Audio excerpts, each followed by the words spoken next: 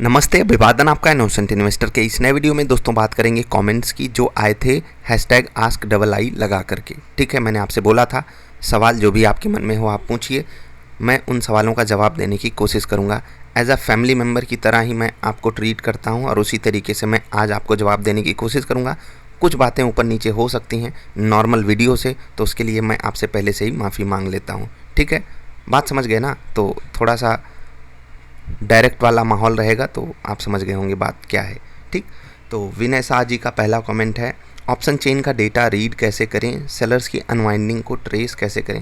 Actually sellers की covering कहा जाता है, यानी कि शॉर्ट कवरिंग, और जो अनवाइंडिंग कही जाती है वो कही जाती है लॉन्ग्स के टर्म्स में, यानी कि जो बुल्स होते हैं वो। तो लॉन्ग अनवाइंडिंग और शॉर्ट कवरिंग होती है, और ये चीज़ आप ट्रैक ऐसे कर सकते हो कि increase in open interest, decrease in price, या वाइस वर्सा, फिर उल्टा पुल्टा भी होता है। मैंने ये चीज़ आपको समझाई हुई है वॉल्यूम एक्शन ट्रेडिंग वाली वीडियो में। एक जगह पर ओपन इंटरेस्ट बढ़ता है तो प्राइस बढ़ता है, एक जगह पर ओपन इंटरेस्ट बढ़ता है तो प्राइस घटता है, और इसका उल्टा होता है। तो ये सब बातें वहाँ पर समझाई गई हैं, बेसिक चीज़ है। लेकिन जो रियल डेटा है जिससे आप ट्रैक कर सकते हो कि अनवाइंडिंग हो रही है या कवरिंग हो रही है, उसके लिए आपको ऑप्शन डेटा रीड करना आना चाहिए। अभी तक मैंने वो नहीं सिखाया है, और इतने छोटे फॉर्मेट में मैं आपको अभी तुरंत तो नहीं बता सकता हूँ, लेकिन हिंट आपको मिल गया कि कैसे आप उस चीज़ को ट्रैक कर सकते हो। ठीक है, हरे कृष्णा जी बोल रहे हैं, please make a video on the performance of previous paid portfolios like Diwali, freedom etcetera. Some stocks actually outperform the market, but there are still some stocks like Rallis, Heidelberg, which are still down by around 20%. Is there any quality tact or do we need to shuffle our choices. देखो, पहली चीज़ की overall performance हमको देखनी होती है। बहुत ध्यान से सुनना इस चीज़ को। ओवरऑल परफॉर्मेंस का मतलब क्या होता है? मेरे पास 10 स्टॉक्स हैं, 10 को मैं अलग अलग तरीके से वेटेज दूंगा, वो बनाते हैं एक पोर्टफोलियो। उस पोर्टफोलियो की परफॉर्मेंस किस तरीके का वो पोर्टफोलियो है, स्मॉल कैप, मिड कैप, ठीक है, थोड़ा सा बड़ा या सबसे बड़ा वाला पोर्टफोलियो है। सबसे बड़ा का सेंस उसमें सबसे बड़ी बड़ी कंपनियां जहाँ पर सबसे कम रिस्क है, ठीक है, कम से कम कहने के लिए। तो हमको क्या करना है, हमको उन्हीं इंडेक्सेस से उसका कंपैरिजन करना है। और अगर ओवरऑल हमारा पोर्टफोलियो बढ़िया परफॉर्म कर रहा है तो हमें कुछ ज़्यादा चिंतित होने की ज़रूरत नहीं है। लेकिन क्या हम इंडिविजुअल स्टॉक्स को बिल्कुल ही इग्नोर कर सकते हैं? नहीं, हमें ट्रैक करते रहना। इसलिए मैं बोलता हूँ कि अगर आपका पोर्टफोलियो लेट से कि 5 लाख, 2.5 लाख, 2 लाख, 1 लाख का है, तो मिनिमम 8-10 स्टॉक्स रखो। थोड़ा बहुत ऊपर नीचे कर सकते हो, कभी 5 बोल दूंगा, कभी 10 बोल दूंगा, कभी 15, लेकिन वो आपको डिसाइड करना है आप कितने स्टॉक्स इस वक्त ट्रैक कर सकते हो। लेकिन लेट से कि आपका पोर्टफोलियो 50 लाख, 1 करोड़ का है, तो ऐसा मत करो कि केवल 5 ही स्टॉक्स में पूरे पैसे लगा दो या 10 ही में लगा दो। कम से कम थोड़ा सा चॉइस बढ़ाओ।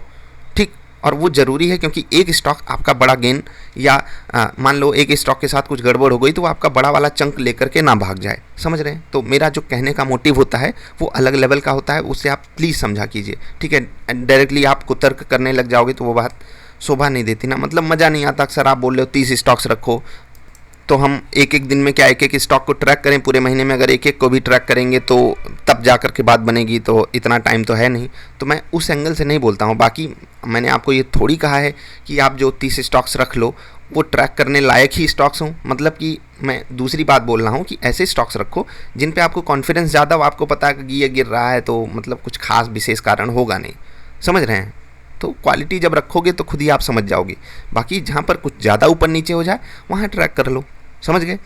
और रही बात की जो परफॉर्मेंस है वो कैसे चल रही है, तो मेरे हिसाब से जो मैंने अभी तक एग्जैक्टली डेटा इस पे नहीं लिया हुआ है, लेकिन मेरे हिसाब से परफॉर्मेंस ठीक है। हाँ, कुछ स्टॉक्स ने बिल्कुल डाउन परफॉर्म किया है, लेकिन जिन्होंने आउट परफॉर्म किया है वो कमाल किए हैं। एक चीज़ मैं आपको बताता हूँ, चाहे वो रैलीज हो, अभी छोटे टाइम फ्रेम में शायद 3 घंटे की कैंडल पे काफ़ी बढ़िया वहाँ पर पैटर्न बन रहा है। और अभी थोड़े दिन पहले हमने रैलीज को स्विंग ट्रेडिंग के लिए पकड़ा था, कितना बेहतरीन इसने भाग के रिटर्न दिया है। हिडलबर्ग से भी उम्मीदें हैं, और देखो कभी कभी जब सिलेक्शन होता है तो उसी बेस पे होता है जो उस वक्त हमको अच्छा लग रहा होता है। और अच्छा किस बेस पे लगता है? रिसर्च के बेस पे, कि चीज़ें किस तरीके से इस स्टॉक के पक्ष में हैं, क्या प्रॉफिट्स हैं, कैसी परफॉर्मेंस पास्ट में दिया है, और आगे कैसी परफॉर्मेंस इससे हम एक्सपेक्ट कर सकते हैं। और जब भी कोई गिरावट आती है तो हम उसको एक अपॉर्चुनिटी के रूप में देखते हैं क्वालिटी स्टॉक्स में। बाकी जो चीज़ें यहाँ पर आपने लिखी हैं वो हम कंसिडर करने की कोशिश करेंगे आगे। आई होप आपको मेरा जवाब संतुष्ट किया होगा। ये इतने रिप्लाईज क्या था कमेंट? सर आईजीएल में इन्वेस्ट में आपकी रिकमेंडेशन के बाद किया अराउंड 510 और ये नीचे आया बहुत, but as it's investment should I buy here more quantity or should I wait for my price first because IGL is a good investment type stock. देखो मैंने नीचे वीडियो बनाई थी आपके लिए कि IGL को ख़रीदना चाहिए, और उसके बाद मैंने आपको अपनी पोजीशन भी आपके साथ शेयर की थी कि मेरे साथ क्या कहानी बनी। IGL बहुत झिलाया है और उसके बाद अब नीचे से ऊपर आया है, रिटर्न तो अच्छा दे गया पिछले कुछ दिनों में, लेकिन अभी भी कुछ लोगों को ये फील होता होगा कि मैं फंस गया था। तो इस एंगल से आपको नहीं सोचना चाहिए मेरे हिसाब से। बाकी जो रिप्लाईज़ हैं मैं उनका जवाब नहीं दे रहा हूँ, आई होप वो लोग आपको सेटिस्फाई करने की ज़रूर कोशिश की हों, आप खुश हो गए हों उनके रिप्लाईज से। एक चीज़ आपको बता दूं, अगर किसी बंदे को ये लगता है कि मैंने उसका सही से जवाब नहीं दिया, वो वापस इस वीडियो के नीचे कमेंट कर सकता है अपने कमेंट को, मैं दोबारा फिर से वीडियो बना दूंगा, क्योंकि मैं चाहता हूं कि आप सब जो भी मैं जवाब दूं उसको लेकर के उस माहौल में ना जाओ कि नहीं सर आप मेरा जवाब ही नहीं दिए, मुझे इग्नोर कर दिए, इस तरीके का। मैं ये बिल्कुल नहीं कह रहा हूँ मेरे जवाब से आप एकदम 100% सेटिस्फाई हो जाओ, अरे सर आपने बोल दिया तो अच्छा ही बोला होगा, ये कभी नहीं करना यार। हमेशा सवाल पूछते रहो, टांग अड़ाते रहो, ठीक है। जैसे कहते हैं कि क्रॉस क्वेश्चंस करते रहो। जैसे स्कूल में हम लोग टीचर से क्रॉस क्वेश्चन कर लेते थे तो टीचर ऐसे खून खोल जाता था, है तेरी हिम्मत कैसी हुई हमसे सवाल पूछने की। तो उस एंगल से भी आप चाहो तो बिल्कुल सवाल पूछ सकते हो। कंस्ट्रक्टिव क्रिटिसिज्म हमेशा एक हेल्दी कन्वर्सेशन में अलाउड होना चाहिए। सर मुझे रेगुलरली और टाइम पर ट्रेड करने की आदत नहीं है, काम का प्रेशर है और टाइम पे सो नहीं पाता हूँ, कोई टिप्स बताएं कि टाइम पे ट्रेड कर सकूं।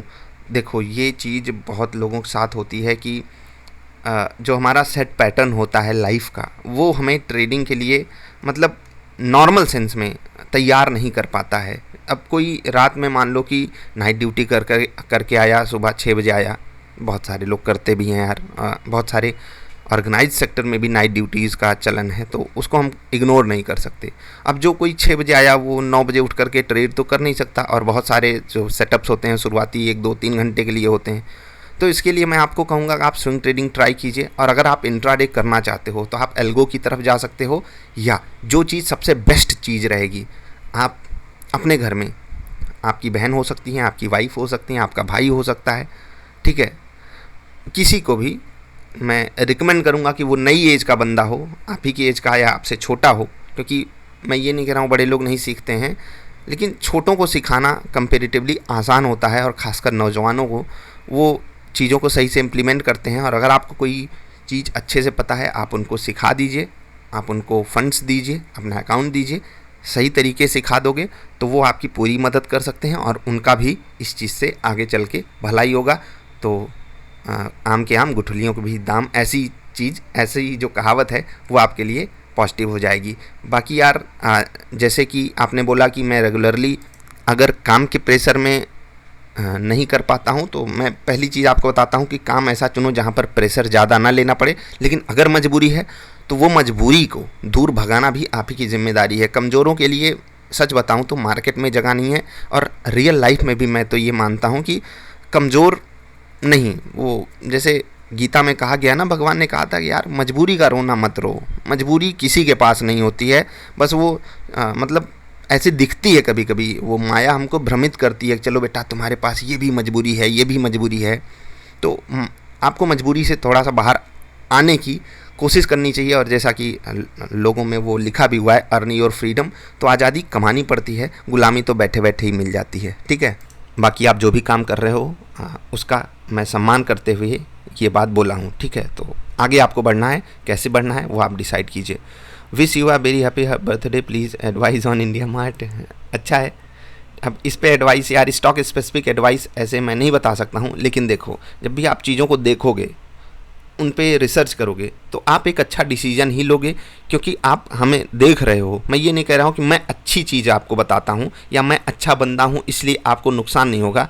मैं इतना ज़रूर कहता हूँ कि जो भी चीज़ मैंने एक्सपीरियंस करी है, वो जो भी मैं आपके साथ शेयर कर रहा हूँ, अगर आप उससे डिसीजन लोगे तो मोस्ट ऑफ द केसेस में वो डिसीजन आपका रेशनल होगा, यानी कि तार्किक होगा, वो गलत होने की संभावना से थोड़ा सा दूर होगा। मैं हमेशा गलत होने के लिए तैयार रहता हूँ, और इसीलिए मैं आपको कहता हूँ कि अगर आपने इंडिया मार्ट किसी भी बेस पे चूज़ किया है तो आपने थोड़ा बहुत फंडामेंटल देखा होगा, मैं ज़्यादा देखने के लिए नहीं बोलता, और टेक्निकल तो आपने अंदर घुस घुस के देखा होगा, ठीक है, चार्ट पैटर्न्स को समझा होगा, उनके कैश फ्लो को थोड़ा सा समझा होगा, ठीक है। और जो छोटे टाइम फ्रेम में वहाँ पर चार्ट बन रहा है उसको और अच्छे से समझा होगा। अगर ट्रेडिंग पोजीशन ले रहे हो, इन्वेस्टमेंट पोजीशन ले रहे हो, तो आपने स्मार्ट वाली बात वहाँ पर जरूर सीखी होगी, स्मार्ट SIP की। स्टॉक जब भाग रहा हो तब नहीं खरीदना है, जब वो थोड़ा सा पॉज ले, जब वो थोड़ी सी गिरावट दिखा दे वहाँ पर खरीदोगे, उससे अच्छा कुछ होता नहीं। बाकी इंडिया मार्ट पोर्टफोलियो में तो नहीं है, लेकिन स्टॉक प्राइस ही बता रहा है यार वो किस क्वालिटी का स्टॉक है।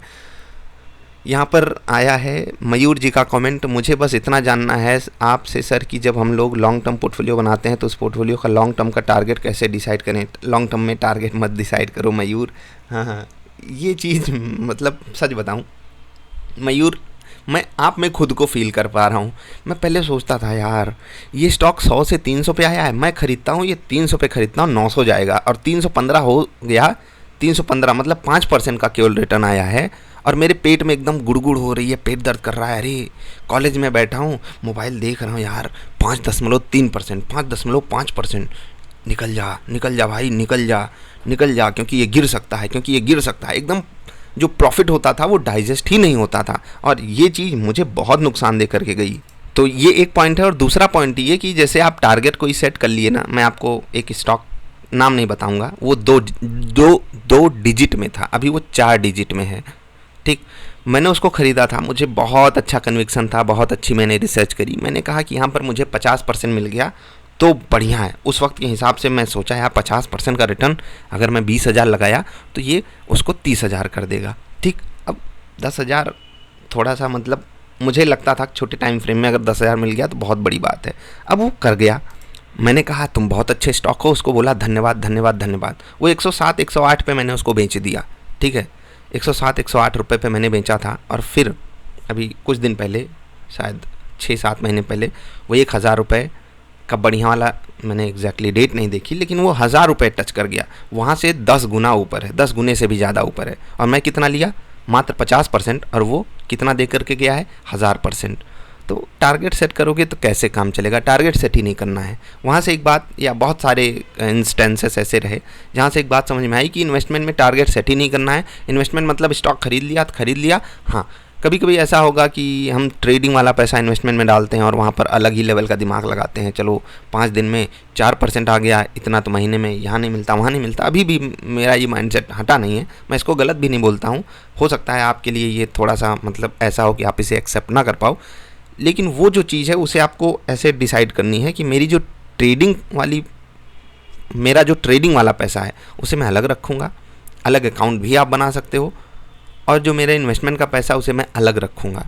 और दोनों के बीच में एक लकीर खींच दीजिए कि ट्रेडिंग कर रहा हूँ टारगेट और स्टॉप लॉस ज़रूर लगाऊंगा, इन्वेस्टिंग कर रहा हूँ तो कुछ भी नहीं लगाऊंगा। मुझे ना एग्जिट करना है ना एंट्री लेनी है, ठीक है। एंट्री नहीं लेनी है कि मतलब क्या है कि ये नहीं कि वो स्टॉक 100 पे है और 110 पे गया तो मैं और ख़रीदा। जैसे कुछ लोग आपको गणितज्ञ वाला ज्ञान दे देते होंगे, 120 जाए तो और ख़रीदो, 130 जाए। क्यों भाई? वो जैसे मैं हमेशा बोलता हूँ एक बात कि भाई देखो, री रेटिंग होती है स्टॉक, तो मैं किसी स्टॉक को 100 पे लेने के लिए मना कर सकता हूँ और 150 पे लेने के लिए हाँ बोल सकता हूँ, लेकिन वो टाइम करेक्शन का इशू हो जाएगा, कुछ सालों बाद का वो प्राइस हो सकता है, मतलब ये सब चीज़ें। और रही बात कि स्टॉक भागता हुआ पकड़ लेना चाहिए हमको, वो ट्रेडिंग के लिए अच्छा है। इन्वेस्टिंग के लिए हमेशा आपको इंतज़ार करना है। और अगर कोई स्टॉक भाग ही गया, बहुत सारे होते हैं जो भाग जाते हैं, तो यार बहुत ऑप्शंस हैं, हज़ारों ऑप्शंस हैं। इवन 1000 तो मैंने छोटी बात बोली, कितने ऑप्शन हैं वो आपको पता है, 2000, 3000, 4000, 5000, और 1000 कभी उंगलियों पे गिन के देखो। मैं कहता हूँ आप उंगलियों पे 100 स्टॉक्स गिन के देखो, तो बस आपका काम यहीं से बन गया। और बातें समझ गए ना? बिहारी बाबू उसकी बोल रहे हैं, लॉन्ग टर्म इन्वेस्टर सबसे पहले वही स्टॉक पिक करता है जिसमें एग्जिट नहीं करना चाहता। और देखो ये चीज़ बिहारी बाबू एकदम मतलब वही चीज़ रेप्लिकेट कर रही है जो मेरा थॉट प्रोसेस है। एंटिल कंपनी के साथ कुछ एक्सट्रीम लेवल का गलत ना हो जाए, बिल्कुल सही बात है। और एग्जिट तभी कीजिए जब आपका पर्पस फुलफिल हो जाए, और उस स्टॉक से अंटिल बने रहिए, बिल्कुल यार। और पर्पस फुलफिल होने का मतलब क्या है कि हमने स्टॉक इसलिए खरीदा है कि वो 5% रिटर्न दे जाए, तो वो मेरी ट्रेडिंग पोजीशन है, वहाँ पर मुझे स्टॉप लॉस भी लगाना है। और अगर मैंने स्टॉक खरीदा इन्वेस्टमेंट के लिए, तो इन्वेस्टमेंट क्यों किया हूँ मैं? मुझे लॉन्ग टर्म में वेल्थ बनानी है। वेल्थ क्यों बनानी है? हो सकता है बच्चों की पढ़ाई के लिए, कुछ भी हो सकता है, कुछ भी आपका टारगेट हो सकता है, आप अब्रॉड जाना चाहते हो, कुछ भी हो सकता है। तो वो चीज़ जब आपके सामने खड़ी हो तब आप देखो, हाँ यार स्टॉक कितना पैसा दे गया, उतने में अब मैं कर सकता हूँ, हाँ, फिर वहाँ पर आप डिसीजन ले लो, ठीक है। तो आई होप मयूर आपको जवाब मिल गया होगा। तफरी बोल रहे हैं, तफरी अकाउंट, तफरी अकाउंट, तफरी मतलब क्या होता है पता है? चलो बताना। प्लीज़ हर सैटरडे या संडे को कोई एजुकेशनल ट्रेडिंग या इन्वेस्टिंग से रिलेटेड वीडियो बनाइए। बहुत बहुत कोशिश है यार, और मैं सच में चाहता हूँ कि मैं जो भी चीज़ें सीखा हूँ उसे मैं लोगों को आसान तरीके से दे सकूँ। कभी कभी वो चीज़ें हो जाती हैं ना कि आप चीज़ों को उस तरीके से नहीं सामने ला पाते हो जिस तरीके से आपने सोचा है। अब वो मतलब कह दो कि ऊपर वाले की इच्छा ही यही होती है। मैं अपनी तरफ से पूरी कोशिश करता हूँ कि ये सब चीज़ें हों आपके साथ, मैं आपके सामने ला सकूँ, लेकिन जो भी ऊपर वाले की इच्छा है, अब उसके आगे हम तो नहीं बढ़ सकते ना। तो कोशिश पूरी है हमारी तरफ से। Sir I want to know about option trading. तो ठीक है परी खोरवाल, आई डोंट नो आप लड़की हो या लड़का, लेकिन ठीक है। अब ये भी चीज़ देखिए कितने दिन से पेंडिंग है, बहुत जल्द इस पे भी काम चल रहा है। सर जीरोधा ब्रोकर के लिए डीमैट में जो स्टॉक्स होल्डिंग होती है उसको जीरोधा होल्डिंग्स रिपोर्ट्स के अलावा कोई और सोर्स है क्या जिससे होल्डिंग काउंट को क्रॉस वेरीफाई किया जा सकता हो? जी जी जी गग्गी जी, गग्गी नाम है या गैगी? गग्गी मैंने नाम सुना हुआ है, गैगी शायद नहीं सुना है। तो जो भी आपका नाम हो, आई होप मैंने आपका नाम सही लिया है। तो आप एक काम कर सकते हो, जीरोधा जहाँ पर आपका डीमैट अकाउंट खोलता है वो आई थिंक CDSL है, हाँ, सेंट्रल डिपॉजिटरी सर्विसेज लिमिटेड। आप वहाँ पर अकाउंट बनाओ, शायद CDSL ईजी नाम से है, CDSL EEASI, वहाँ पर आप बनाओ। वहाँ पर आप स्टॉक्स की लिस्ट देख सकते हो जो भी आपने इन्वेस्टमेंट करी है।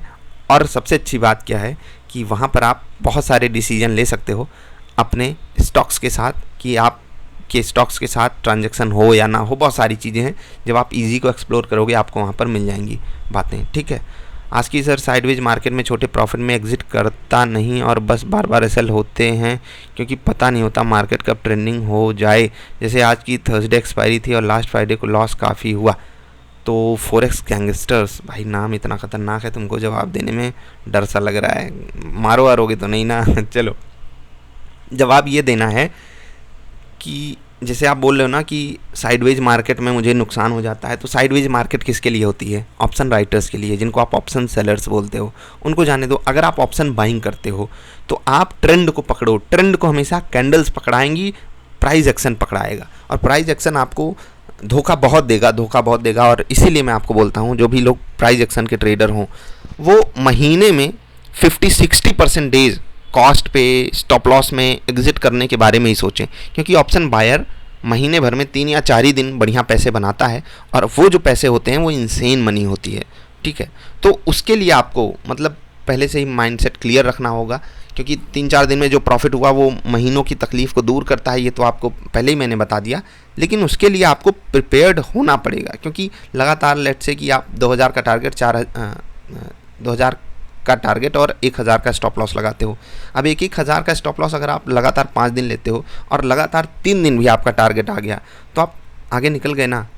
ऑप्शंस में ब्रोकरेज वगैरह भी, टैक्सेस वगैरह भी कम लगते हैं, तो आप समझ रहे हैं ना, नेट आपको गेन हो गया। और ऑप्शन में अगर ऐसा भी सिनारियो आपके साथ हो रहा है ऑप्शन बाइंग में कि 5 स्टॉप लॉस 3 टारगेट आ रहे हैं 1:2 रिस्क रिवार्ड पे, तो भी आप गलत नहीं हो, लगभग सही चल रहे हो। क्योंकि एक ऐसा दिन आएगा अगर आप TSL यूज कर रहे हो, बहुत बेहतरीन आपको प्रॉफिट दे करके जाएगा, ठीक है। और एक्सपायरी खेलना बंद कीजिए। जो भी चीज़ हो प्राइस एक्शन पे अगर आप सेटअप बना रहे हो, इनकेस आपके पास निफ्टी ट्रेडर सेटअप नहीं है तो व्हाट इज ट्रेडिंग सेटअप वाली वीडियो देखो, एक प्राइस एक्शन वाला सेटअप बनाओ और उस पर काम करो, ज़्यादा बेटर आपको वहाँ पर रिजल्ट्स मिलेंगे। क्या क्या लिख दिया, चीर फाड़, ये कहाँ गया? अरे भैया कितना रिप्लाई, अरे बस, ओ माय गॉड। सर मेरे पास 30 विप्रो के शेयर हैं 515 के, सर प्लीज़ बताओ मैं और ऐड करूं और क्या करूं? ठाकुर तो गियो, हाँ लेट्स सी, 540 पे लिया था, 150 गिर 408 पे ऐड किया, 250 एवरेज है, 458, आपको 458। अब यही चीज़ होती है ना, एक क्वालिटी स्टॉक को एवरेज कहाँ करें, तो वो आप पहले से ही डिसाइड करो कितना % गिरेगा तो मैं ऐड करूँगा, क्योंकि क्वालिटी स्टॉक कहाँ से रिवर्स कर जाएगा हमको नहीं पता। अब इतना ज़रूर पता ना विप्रो ऊपर आएगा। छोटे टाइम फ्रेम में तकलीफ़ तो है, बिल्कुल तकलीफ़ है, TCS में है, इन्फोसिस में है, इवन पूरे IT सेक्टर में है, तो हम वहाँ पर कुछ कर नहीं सकते। लेकिन अच्छी क्वालिटी का स्टॉक है तो सही जगह, उसीलिए स्मार्ट SIP वाली वीडियो बनाई गई थी। बाकी WMSG बोले 25% से ज़्यादा गिर गया तो क्या सोचे। अब ऊपर से अगर 25% गिरा है तो इसका मतलब कुछ सीरियस प्रॉब्लम है। अब वो सीरियस प्रॉब्लम क्या है वो आप समझोगे फंडामेंटल थोड़ा सा अगर स्टडी करते हो या फंडामेंटल नहीं भी पता है तो टेक्निकल चार्ट्स आपको खुद ही सजेशन दे देते हैं। अगर वॉल्यूम के साथ कोई स्टॉक गिर रहा हो, कोई इंडेक्स गिर रहा हो, तो वहाँ पर तकलीफ आने वाले समय में बढ़ जाती है या वो बहुत लंबे टाइम फ्रेम के लिए लोअर लेवल्स पे कंसोलिडेशन करता है, वो स्टॉक भी, वो इंडेक्स भी। समझ रहे हैं? तो स्टॉक आपने बुरा नहीं लिया, हाँ प्राइस थोड़ा सा आपको ये करना है कि मैं नीचे एवरेज कर लूँ, अभी भी कुछ खास भागा थोड़ी है और अपॉर्चुनिटी मिलने के चांसेस भी काफ़ी ज़्यादा हैं, तो इंतज़ार कर लो और क्वांटिटी ऐड करोगे बाकी बहुत अच्छा रहेगा। बाकी ये जो रिप्लाई आए हैं ये सब पढ़ने में मज़ा आएगा बाद में, अभी इनका मैं जवाब नहीं दे रहा हूँ क्योंकि वो खुद ही एक जवाब है। Would you recommend scalping with use quantity on option, if yes then how can be execute it more efficiently. देखो दोस्त, स्कैल्पिंग चाहे ऑप्शंस में आप करो चाहे कैश में करो, रिस्की है। क्यों रिस्की है मैं आपको बताता हूँ। कभी कभी फ्री ट्रेड हो जाता है, ठीक, और वहाँ पर फंसने के चांसेस, खासकर हमार आप जैसे छोटे ट्रेडर, और छोटा ट्रेडर का सेंस ये मत बोलना अरे सर मैं 3 करोड़ से ट्रेड करता हूँ मुझे छोटा ट्रेडर बोल दिए, मैं तो अपने गांव का, अपने ज़िले का, अपने शहर का सबसे बड़ा ट्रेडर हूँ। ये चीज़ नहीं आपको फील करनी है। हम आप सब छोटे ही हैं अनटिल एंड अनलेस कि हमारे पास HNI का तबका है या DII वाली फीलिंग आ जाती है, इतना पैसा रखे हैं 100-200 करोड़ से ट्रेड कर रहे हैं, ठीक। तो आपको ये समझना है कि आपके साथ फ्री ट्रेड कभी भी खेला जा सकता है और वहाँ पर जिस दिन भी आप फंसोगे तो स्कैल्पिंग में आप छोटा छोटा प्रॉफिट लेते हो तो कई दिनों का प्रॉफिट एक ही दिन में लॉस में कन्वर्ट हो जाएगा। और मैं हमेशा जो भी सीख देता हूँ इसकी उल्टी देता हूँ कि कई दिनों का लॉस एक ही दिन में आपको प्रॉफिट के रूप में मिले। इसीलिए आपको मैं ऑप्शन बाइंग में ज़्यादा ट्रेड करने के लिए बोलता हूँ क्योंकि वहाँ पर रिस्क लिमिटेड होता है, लेकिन कई दिन लगातार आपको लॉसेस झेलने पड़ते हैं, तो वो चीज़ थोड़ी सी ट्रिकी हो जाती है। बाकी एक और चीज़ मैं आपको बताता हूँ, जो स्कैल्पिंग होती है यहाँ पर आपका ब्रोकर ही ज़्यादा फ़ायदा उठाता है और फ्री ब्रोकर्स जो भी अवेलेबल है उनका प्लेटफॉर्म उतना अच्छा नहीं है, तो यहाँ पर वो उतना फ़ायदे का सौदा है नहीं, तो मैं तो नहीं रिकमेंड करता स्कैल्पिंग। और जिनको ना पता स्कैल्पिंग क्या होती है मैं बता देता हूँ। जैसे आपने कोई स्टॉक 100 पे खरीदा, आप उसको 100 रुपये 30 पैसे, 100 रुपये 40 पैसे बेच दो, बहुत ही छोटा प्रॉफिट लेकर के, ब्रोकरेज वगैरह काट करके आपको छोटा सा प्रॉफिट मिल गया। ये छोटे छोटे कारनामे मैंने बहुत करे हुए हैं और इसमें at the end of the day नहीं, वीक में, मंथ में या यूँ कह लो क्वार्टर में या ईयर में मुझे प्रॉफिट तो नहीं हुआ है। इसमें मुझे धोखा ही मिला है। कभी कभी मैं कोई स्टॉक खरीदा और उसमें अचानक से मोमेंटम आ गया स्टॉप लॉस वगैरह लगाने से पहले, तो फिर वो झेलना पड़ता था और उस वक्त माइंडसेट भी उतना क्लियर नहीं था। मैं ये बिल्कुल कर सकता हूँ कि अब मैं अगर करूँ तो उतनी बुरी कंडीशन नहीं होगी, लेकिन इससे भी बेटर ऑप्शंस अवेलेबल हैं, तो मैं रेकमेंड तो आपको नहीं कर सकता कि आप स्कैल्पिंग करो। हाँ, स्कैल्पिंग अगर आप एल्गो ट्रेड कर सकते हो तो एक बढ़िया और फ़ायदे का सौदा हो सकता है। एलीट इम्प्रैक्टिकल क्लिप्स, इन्होंने पूछा है हाउ आर यू, तो यहाँ पर मैं थोड़ा सा खुल के जवाब आपको देना चाहूँगा। देखो, आपने पूछा है आप कैसे हैं, तो जैसे आपने जनरली आंसर सुना होगा कि मैं ठीक हूँ। एक्चुअली दोस्त ठीक कोई नहीं है, सच्चाई यही है, एक्सेप्ट कर लो। हम सब जब बोलते हैं ना हम ठीक हैं, तो हमारे अंदर से एक फ़ील आता है यार देखो मैं झूठ बोल गया।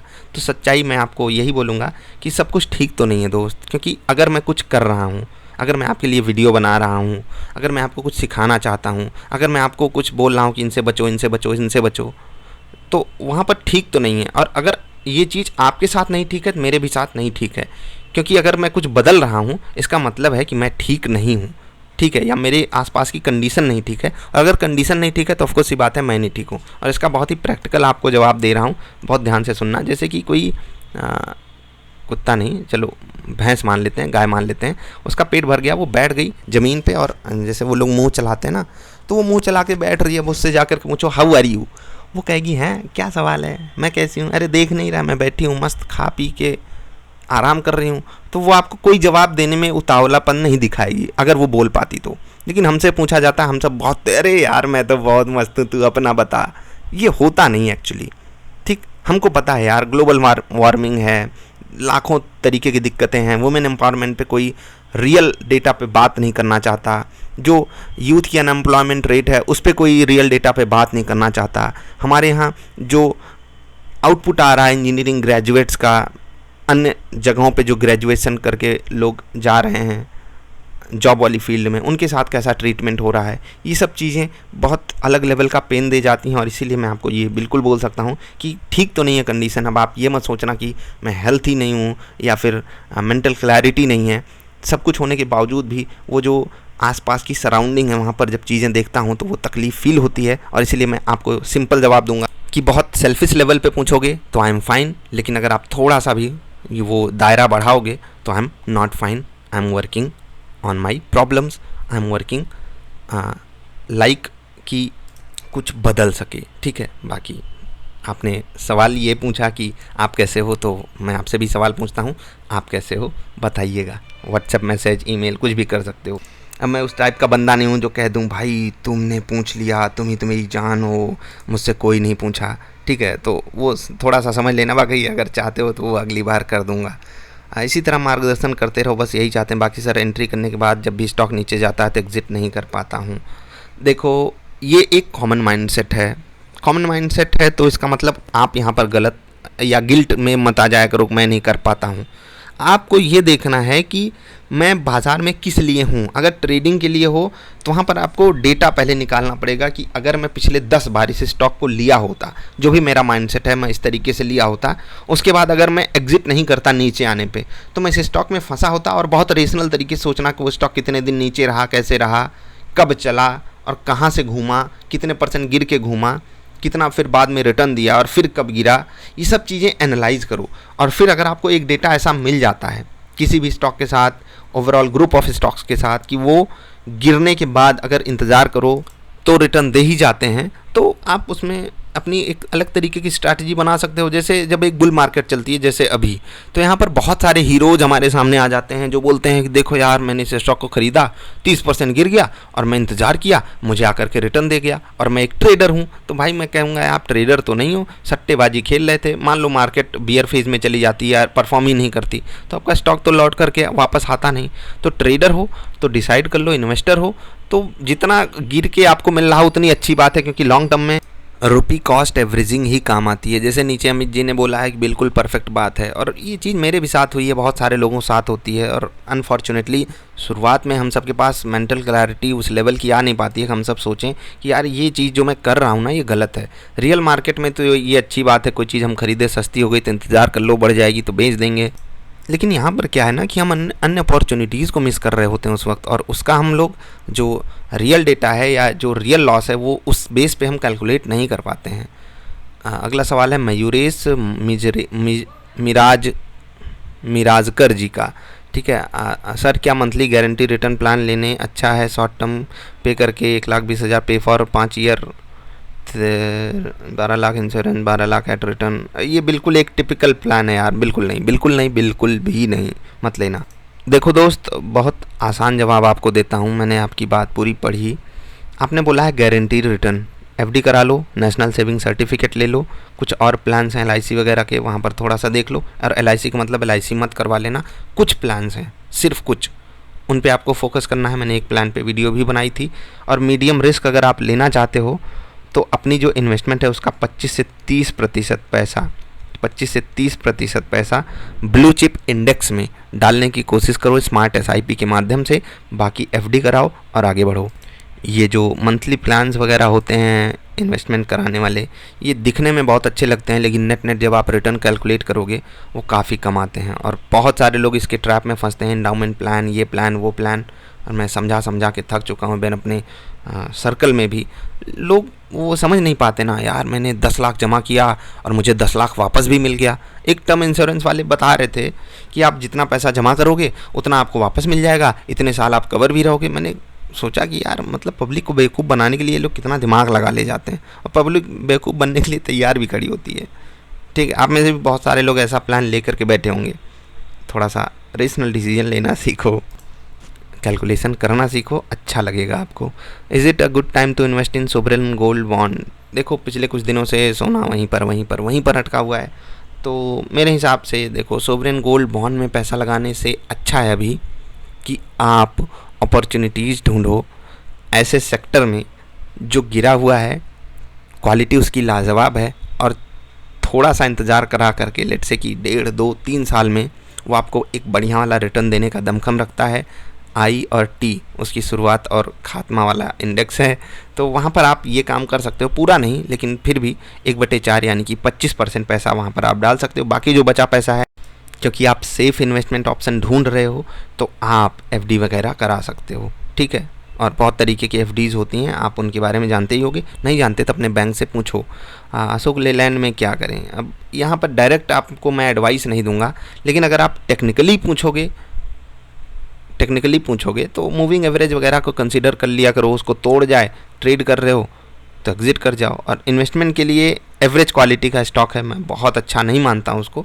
एवरेज क्वालिटी का मतलब ये नहीं कि बुरा हो गया स्टॉक, क्योंकि वो मुझे उतना कॉन्फिडेंस दे नहीं पाता उसके कंपटीशन के कारण, या यूँ कह लो कि उसकी पोजीशनिंग के कारण, इसलिए मैंने उसको एवरेज बोला। बाकी अगर आपकी रिसर्च है और आपको लगता है अच्छा स्टॉक है तो मैं उस पर डायरेक्टली कोई और कमेंट नहीं करना चाहूँगा, आप उसमें इन्वेस्टमेंट कर सकते हो, अच्छी बात है। बाकी रियल लाइफ में बहुत सारी गाड़ियाँ अशोक लेलैंड की आपको रोड पे दिखती होंगी, तो कंपनी तो अच्छी है और चल रही है तो अच्छी ही होगी।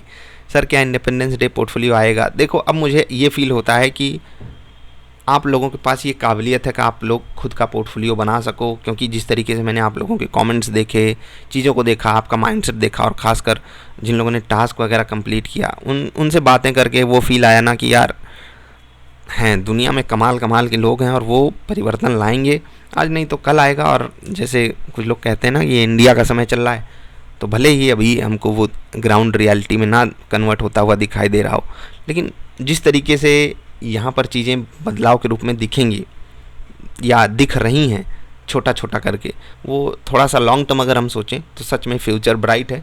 कुछ चीज़ों पे इंडिया को काम करना पड़ेगा। आपने सोचा होगा कि मैं पूछा इंडिपेंडेंस पोर्टफोलियो आएगा इंडिपेंडेंस डे वाला, तो मैंने आपको क्या ही ज्ञान दे दिया। ज्ञान इस बेस पे दिया दोस्त कि मुझसे ज़्यादा उम्मीदें आप में से बहुत सारे लोगों से हैं, इवन आपसे भी होंगी है, बहुत लगभग सबसे हैं। तो आप सब अगर अच्छा परफॉर्म करोगे तो आपको ये पोर्टफोलियो वगैरह पूछने की ज़रूरत ही नहीं है। थोड़ी सी मेहनत कर लो, स्टॉक्स कैसे सेलेक्ट करते हैं, कब बेच देते हैं, ठीक है, किसको बेच देते हैं, किसको ख़रीदते हैं, तो आप खुद ही अपना पोर्टफोलियो बना लोगे। बाकी अगर आपको फिर भी लगता है कि आप नहीं बना पा रहे हो तो 1-2 वीडियोज़ हैं जहाँ पर मैंने आप ही से पोर्टफोलियो नाम से सर्च करोगे तो वीडियोज़ आपको मिल जाएंगी, वहाँ पर आपको स्टॉक्स मिले हुए हैं। अपनी स्टाइल के हिसाब से, आपकी स्टाइल क्या है उस हिसाब से आप अपना पोर्टफोलियो बना लो। Sir pivot point moving average के टेक्निकल यूसेज समझ में आ गया, यूज भी कर ले पाता हूँ सर। पिछले आस्की में आपसे आग्रह किया था फिबोनाची वाले कंसेप्ट समझाने के लिए, प्लीज़ एक और वीडियो बना दो फिबोनाची पे। 11 सपोर्ट फ्रॉम आरा जिला बिहार।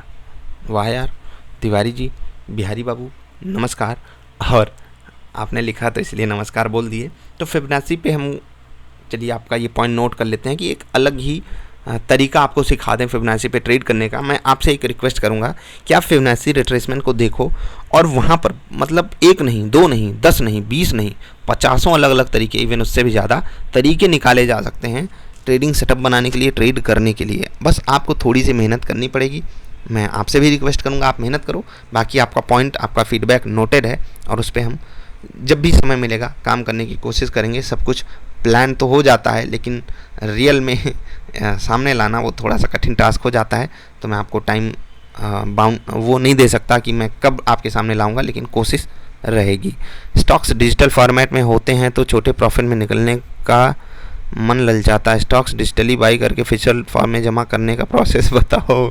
ये देखो यार, ये अपनी इसको कहते हैं ना इग्नोरेंस इज ब्लिस टाइप की सिचुएशन, और मैं इसके बहुत खिलाफ हूँ प्रवीण। देखो, जब तक आप अपनी कमज़ोरियों से लड़ोगे नहीं ना, वो आपकी और बड़ी कमज़ोरी बनती जाएगी। आप डर से भिड़ जाओ। डिजिटल फॉर्मेट में है तो जा करके उसको कर दो। CDSL NSDL में ऑप्शन होता है फ्रीज, ये भी कर सकते हो, लेकिन मैं वो भी रिकमेंड नहीं करता। आपके सामने OTP पावर ऑफ अटर्नी हटा दो, आपका ब्रोकर उसे बेच नहीं पाएगा बिना OTP के, पहला ऑप्शन। दूसरा, जा करके फ्रीज कर सकते हो, बहुत सारे ऑप्शंस होते हैं, ठीक है। हाइड कर दो उनको, बहुत सारे ब्रोकर्स ये भी प्रोवाइड करते हैं, ठीक है। उन पे आप ट्रेड करने का मार्जिन ले लो, खैर जाने दो। एक पॉइंट समझो यहाँ पर, जैसे आपने कहा ना कि मन ललचाता है छोटे प्रॉफिट में निकलने का, तो इसकी जगह सबसे बेस्ट ऑप्शन क्या है कि आप एसेट मैनेजमेंट कंपनी की जो वेबसाइट होती है वहाँ पर जा कर के क्या खरीदो, इंडेक्स फंड, ठीक है। उससे बेटर कुछ नहीं आपको मैं सजेस्ट कर सकता। और अगर ऐसा मन हो रहा है ना, ललचाता है, तो जब वो फिजिकल फॉर्मेट में होगा, अगर यहाँ 10% देख करके ललचा रहा है तो वहाँ 100% देख करके ललचाएगा ही ललचाएगा। तो अपना जो ये माइंडसेट है इसे बदलने की कोशिश करो, क्योंकि हम खुद को बदलना नहीं चाहते, सामने खूब सारे परिवर्तन लाना चाहते हैं। तो पहले खुद को बदलो, और जो रियल चेंज होता है वो अंदर से होता है। तो मैं आपसे रिक्वेस्ट करूँगा, और ये रिक्वेस्ट आप में से बहुत सारे लोगों से है, कि हम एक्सटर्नल फैक्टर से लड़ ही रहे हैं, लेकिन जो हमारे अंदर की चीज़ है ना उसे स्ट्रांग बनाओ। और स्ट्रांग नहीं बनाओगे तो इस तरीके से नहीं, किसी और तरीके से आपको वो नुकसान दे करके ही जाएगी। ठीक है प्रवीण, आई होप आप सेटिस्फाई हुए होगे आंसर से। सर फ्यूचर एंड ऑप्शन का कोर्स करवा दीजिए, आप समझाते हो तो समझ में आ जाता है। Thanks for everything. कोर्स की ज़रूरत नहीं है, और थोड़ा सा ये रिस्की फॉर्मेट हो जाता है फ्यूचर्स एंड ऑप्शंस। तो मैं आपसे कहूँगा कि इत्मीनान से, समझबूझ के, समझदारी से जो भी डिसीजन लीजिएगा। बाकी जो ऑप्शन लर्निंग वाली वीडियो है वो कोशिश मैं जल्द से जल्द कर रहा हूँ आप सबके लिए बनाऊँ, और जब भी वो बनेगी आपकी हेल्प करेगी। आपने तारीफ़ की तो आपको भी धन्यवाद कि आप यहाँ तक आए, समय दिया, कमेंट किया, आप वीडियोस को देखते हो, उसके लिए पहले से ही धन्यवाद। सर एलेम्बिक एक लिमिटेड 100 बाई किया था, 70 रुपीज़ से ही लॉन्ग शॉर्ट टर्म होल्ड कर सकते हैं या लॉस बुक कर लें? फिर देखो प्रो एक्स एडिटर भैया, सवाल आपका मैं इसको पूरा रिस्पेक्ट सम्मान दे सकता हूँ, लेकिन अगर आप इन्वेस्टमेंट पर्पस से पूछ रहे हो तो एलेम्बिक लिमिटेड पे हम लोग कवरेज नहीं करते हैं। कवरेज का सेंस कि हम लोग इस पे रिसर्च करके नहीं बैठे हुए हैं। तो मैं आपको डायरेक्टली ये नहीं बोल सकता हूँ कि स्टॉक बुरा है अच्छा है, लेकिन एक चीज़ मैं आपको ज़रूर बोल सकता हूँ, जब भी आप चार्ट देखोगे वहाँ पर आपको एक बात समझ में आएगी कि ये स्टॉक का माइंडसेट कैसा है। और स्टॉक का माइंडसेट का मतलब वहाँ पर जो लोग ट्रेड कर रहे हैं उनका माइंडसेट कैसा है, डायरेक्टली ये शो करता है। वो स्टॉक को गिराना चाहते हैं, कंसोलिडेट कराना चाहते हैं, ऊपर ले जाना चाहते हैं, वहाँ से आपको ये बात डिकोड करनी होगी। और अगर आप सिंपली सिर्फ ये एक बात डिकोड कर लिए तो आपका 70-80% काम हो गया। फिर आप वहाँ पर जो भी डिसीजन लोगे वो एक तरीके से मैं कह सकता हूँ कि वो एक स्मार्ट डिसीजन ही होगा। अगला फिर से है एक्स फैक्टर का है, सर आपका स्टॉक मार्केट जर्नी कब से शुरू हुआ? पहले 2 साल हर एक बिगिनर गलत डिसीजन, 99 गलत डिसीजन वजह से कैपिटल, सबका 100% इसको लिखो कि सबको गलत डिसीजन की वजह से कैपिटल जला लेते हैं। आपके साथ भी ऐसा हुआ होगा। उसके बाद आप कैसे माइंडसेट में बदलाव लाए दी as a investor and also as a trader? Personal matter पूछ लिया इसलिए आप इग्नोर कीजिएगा तो भी बुरा नहीं लगेगा। नहीं यार एक्स फैक्टर, इसमें पर्सनल कुछ नहीं है। मैं जैसे शुरुआत में बोला कि ये video as a family member को समझाने के लिए होगी, तो मैं आपको अपनी बात पहले भी बता चुका हूँ, यहाँ पर भी बताता हूँ। शुरू कब हुआ? आज से कुछ साल पहले, मोर देन 5 years ago।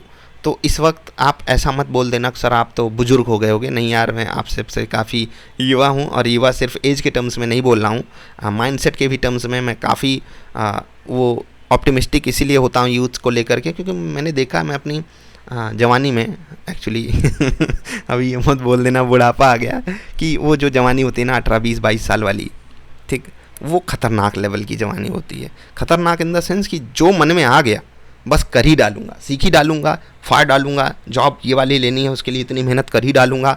10-10 घंटे पढ़ सकता हूँ, 12 घंटे पढ़ सकता हूँ, 15 घंटे पढ़ सकता हूँ। और हेल्थ पे बिल्कुल इशूज़ आते हैं, लेकिन फिर भी हम लोग उसको झेल जाते हैं। तो उस वाली जवानी वाले फेज़ में मैंने मेहनत की मार्केट को लेकर के, और वो चीज़ मेरे फ़ायदे के लिए ही साबित हुई। शुरुआत में मैं एक हीरो ट्रीट किया अपने आप को, और फिर मार्केट ने थप्पड़ मारा था। मैंने आपको बोला कि पहले मैं इक्विटी में मल्टीबैगर ढूंढता था, मैं सर्च करता था कि पीछे मल्टीबैगर कौन है, और मैं एक बुक में ये पढ़ा था कि मार्केट में जो हो रहा है वो होता रहेगा। और अच्छी बात यह है कि देखो, अच्छी बात 2 तरीके से हुई मेरे साथ, कि मेरे पास उतने ज़्यादा पैसे नहीं थे कि मैं मार्केट में जला लूँगा तो भी मेरे पास ऑप्शन आ ही जाएगा, क्योंकि वो पॉकेट मनी आती थी, और एक मिडिल क्लास बंदे को कितनी पॉकेट मनी मिलती है आपको पता है, और वो मार्केट में कोई विशेष रोल प्ले नहीं कर सकती। लेट्स से कि आप 5,000-7,000 रुपये महीने ला रहे हो, मार्केट में क्या वैल्यू रखता है, आप उससे कमाओगे कितना? 200-250-300, उतने में मोबाइल का अब तो रिचार्ज हो जाएगा। उस वक्त तो रिचार्ज भी नहीं होता था उतने में, ठीक है, आज से 6-7 साल पहले चले जाओ, ठीक है। अब आप कह दो कि मुझे 3 GB डलवाना है इंटरनेट, तो उस वक्त 500 के ऊपर वो डेटा जाता था। जिनको ना पता बता दूं, 250 में 1 GB मिला करता था उस वक्त। खैर जाने दो। तो हमको पता था कि अगर हम पैसा जला लिए तो यार सारा मामला गड़बड़। तो जो मैंने बुक पढ़ी थी उसमें लिखा था कि मार्केट में जो हो रहा है वो होता रहेगा, ये आपको मान करके ही कोई भी ट्रांजैक्शन करना है। कि कोई स्टॉक गिर रहा है तो गिरता रहेगा, चल रहा है तो चलता रहेगा, ये आपको मानना है, अजम्पशन करना है। मैथ्स में आप लोग पढ़ते होगे कि हम लोग ये एज्यूम कर लिए, फिजिक्स में पढ़ते होगे, बहुत जगह पे ये बात पढ़ाई जाती है। तो कंप्यूटर में भी खासकर जो मशीन लर्निंग है उसमें ये सब चीज़ें पढ़ाई जा रही हैं कि ये मान लो ये होता रहेगा। तो मैंने वो मान लिया कि अगर कोई स्टॉक 100% रिटर्न दिया है, मतलब कि वो मल्टीबैगर है, तो वो आगे भी रिटर्न देता रहेगा। उसमें मेरा मतलब हिट हुआ यार, मतलब ऐसा नहीं कह सकता कि मैंने गलत डिसीजन वो कर लिया। सारी चीज़ें वहाँ पर ठीक ठाक चली, लेकिन उसके बाद फिर मुझे मिल गई ऑप्शन ट्रेडिंग। वहाँ पर मेरी चीज़ें ठीक ठाक थी, मतलब कि ना मैं ये कह सकता हूँ मैंने फोड़ फाड़ डाला, ना मैं ये कह सकता हूँ सब कुछ गड़बड़ हो गया। फिर मैं ऑप्शन ट्रेडिंग में आया, वहाँ पर भाई धमाका हो गया मेरे साथ उल्टा वाला। शुरुआत में वहाँ पर भी हीरो लगभग बन गया था और मैं ये ट्रीट कर रहा था अब तो मैं चीर फाड़ दूंगा।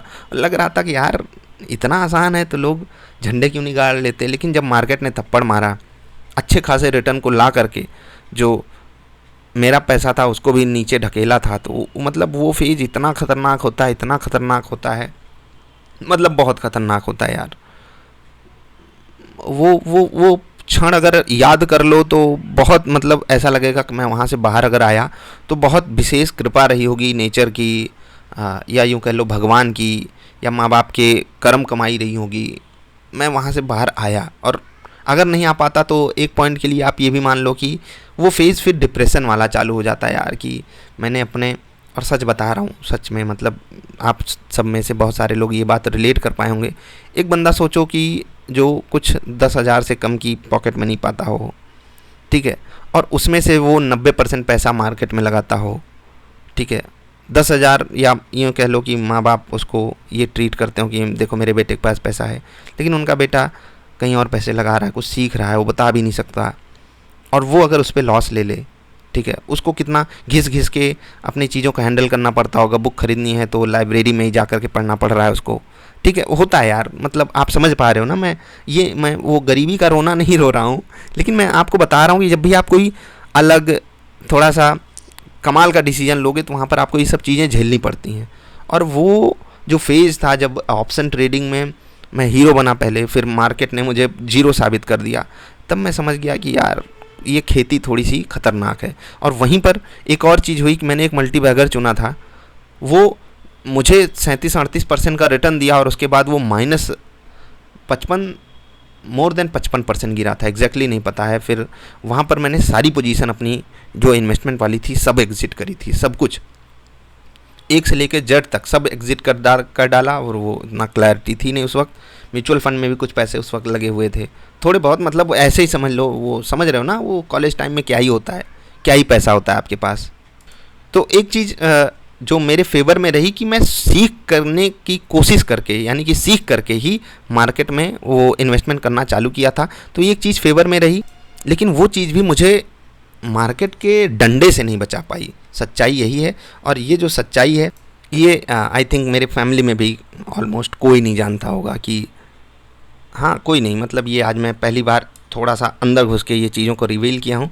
एक्स फैक्टर जी, आपने अंदर की बात बाहर निकलवाई तो उसके लिए आपको धन्यवाद, क्योंकि वो जो अंदर पेन होता है ना, जब कोई बाहर निकलवा देता है तो थोड़ा सा कम ज़रूर हो जाता है। कोई बात नहीं, आपने सवाल बढ़िया पूछा।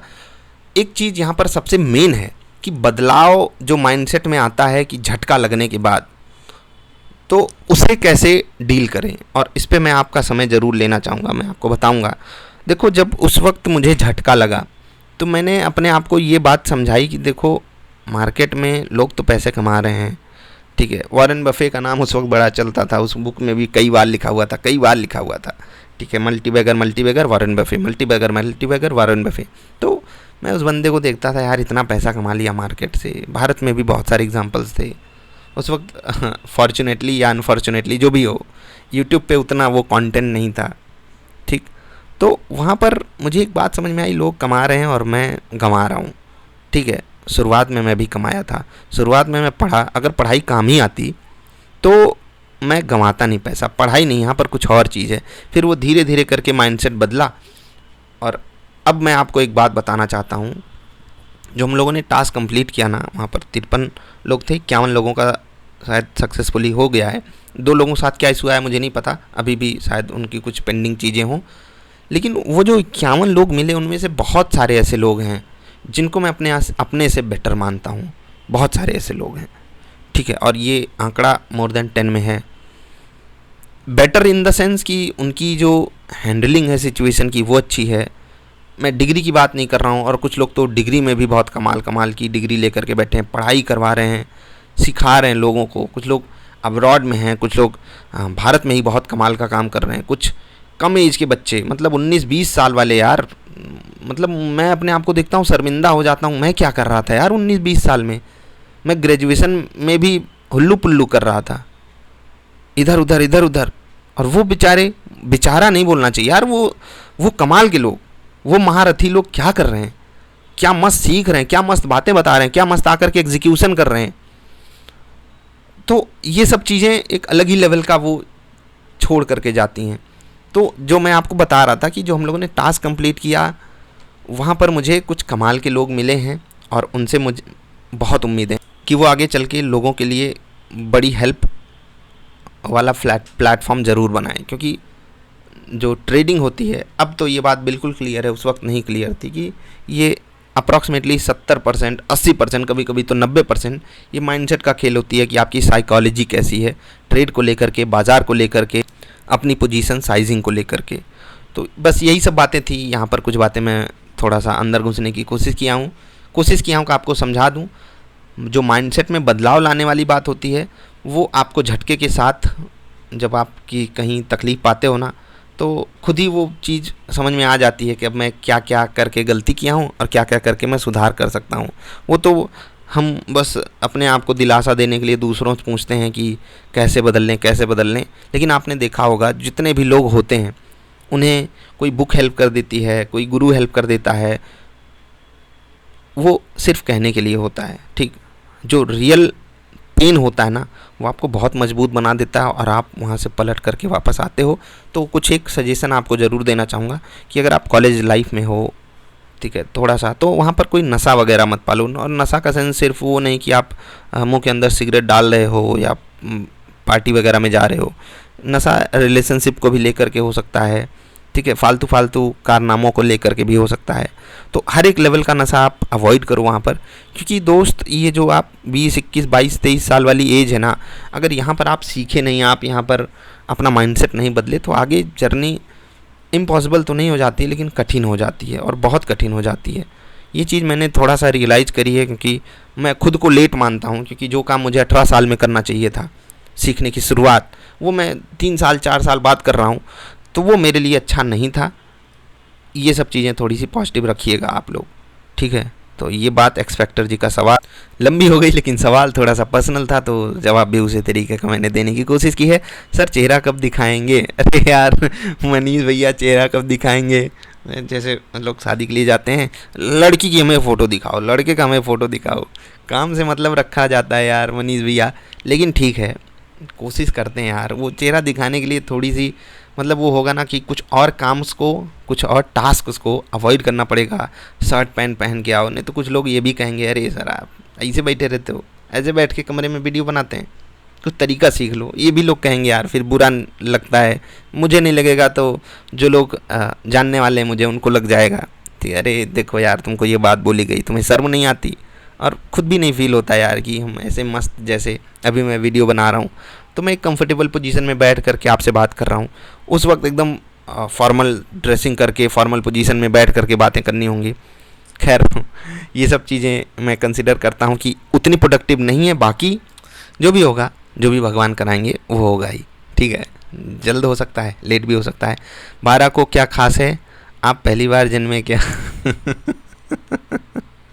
12 को क्या खास है, आप पहली बार जन्मे क्या? नहीं यार, जन्मता तो इंसान एक ही बार है, लेकिन जीता रोज़ है। तो जीने की कोशिश करते हैं और उसके लिए मेहनत करते रहते हैं। आप भी अपनी मेहनत करते रहिए। WMSG बोले तो 12 को खास क्या खास है, तो खास यही था जो आप वहाँ पर बोले हो, ठीक है। सर प्लीज़ ऑप्शन समझा दीजिए पूरा, फर्स्ट टू लास्ट प्लीज़। कोशिश करेंगे फर्स्ट टू लास्ट जैसा वहाँ पर कुछ नहीं होता है, जस्ट लाइक ओशन, ठीक है। बाकी वहाँ पर समझने के लिए, सीखने के लिए बहुत सारी चीज़ें हैं। यहाँ पर WMSG का कमेंट था, यहाँ पर रेज लाइफ का कमेंट था। अगला सवाल है साहिल अरोड़ा जी का, सर लक्स इंडस्ट्रीज़ का शेयर क्यों फॉल कर रहा है, क्या इसमें अभी इन्वेस्टमेंट करना चाहिए? ये स्टॉक भी हम लोग कवर नहीं करते हैं। फिर से वही जो मैंने नीचे जवाब दिया है साहिल, आप जा करके आई होप पुराने कमेंट्स को जब मैंने लिया था वहाँ पर आपको बात बताई कि ट्रेडिंग पोजीशन है तो हैंडल अलग तरीके से करना है, इन्वेस्टमेंट है तो रिसर्च कर लो, उसके बाद जब गिरे तो स्मार्ट SIP करो, दैट्स इट। वहाँ पर कुछ खास फिर से नहीं बोलूँगा। आई होप आप समझ गए होंगे। और नीचे जा कर के जो वीडियो है पीछे वाली, मतलब कि थोड़ा सा पीछे जा कर के आप उसे देख लोगे। ठीक है। नमस्कार सर, मैंने 1 ईयर मार्केट में ट्रेड कर रहा हूँ, सीख रहा हूँ, बट प्रॉफिटेबल नहीं बन पा रहा हूँ। 2 ईयर में इतना लॉस हुआ कि अभी मैं ज़्यादा लॉस नहीं ले सकता हूँ और उसकी वजह से डिसिप्लिन नहीं रहता। क्या नाम है? दीपक दसारिया। जो भी यार नाम अगर मैं गलत पढ़ देता हूँ तो उसके लिए भी माफ़ी। डिसिप्लिन नहीं रहता है, जो पेशेंस रहना चाहिए वो नहीं रहता। लगता ई ट्रेड भी लॉस में तो नहीं चला जाएगा, तो जल्दी बुक कर लेता हूँ। वो आदत हो गई है, इससे बाहर कैसे आया जाए और एक चीज़ कौन सी फॉलो की जाए? एक अच्छा माइंडसेट कैसे मेंटेन कर सकते हैं? फियर और ग्रीड के इमोशन को 2 ईयर से दूर कर नहीं पा रहा। एक प्रॉपर प्रोफेशनल ट्रेडर कैसे बन सकता हूँ? आई थिंक ये सवाल आप में से बहुत सारे लोगों का होता, इवन मेरा भी ये सवाल है। अगर मैं अपने आप को कुछ साल 5-6 साल पीछे ले करके जाता हूँ तो इसका जवाब तो बनता है। बिहारी बाबू बोल रहे हैं आप एटलीस्ट 1 मंथ ब्रेक लीजिए मार्केट से और फिर फ्रेश माइंड से स्टार्ट कीजिए। ये एक बिल्कुल पॉसिबल सोल्यूशन है और अगर आपके साथ ये हेल्प किया है तो बहुत सारे लोगों की ये बात हेल्प कर सकती है। लेकिन मैं यहाँ पर एक अलग पॉइंट ऑफ व्यू देना चाहूँगा, पॉइंट ऑफ व्यू कि देखो, अगर प्रॉब्लम है तो उससे भिड़ना पड़ेगा, उससे लड़ना पड़ेगा, उसको देखना पड़ेगा पहले तो नेकेड रूप में। ठीक है। उस प्रॉब्लम को हमें समझना पड़ेगा कि ये प्रॉब्लम आ कैसे रही है। तो जो माइंडसेट होता है, ये जो आपकी प्रॉब्लम है ना, ये ऑलमोस्ट हर एक कॉमन बंदे का माइंडसेट होता है। इससे डील कैसे करना है? मेरे पास एक पॉसिबल सोल्यूशन है इसका और बहुत बहुत इफेक्टिव है। आप सेट ऑफ रूल्स बनाइए।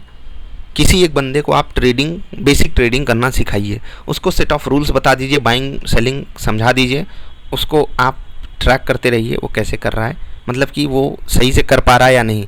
सही से सेंस की बाइंग कर ले रहा है, सेलिंग कर ले रहा है।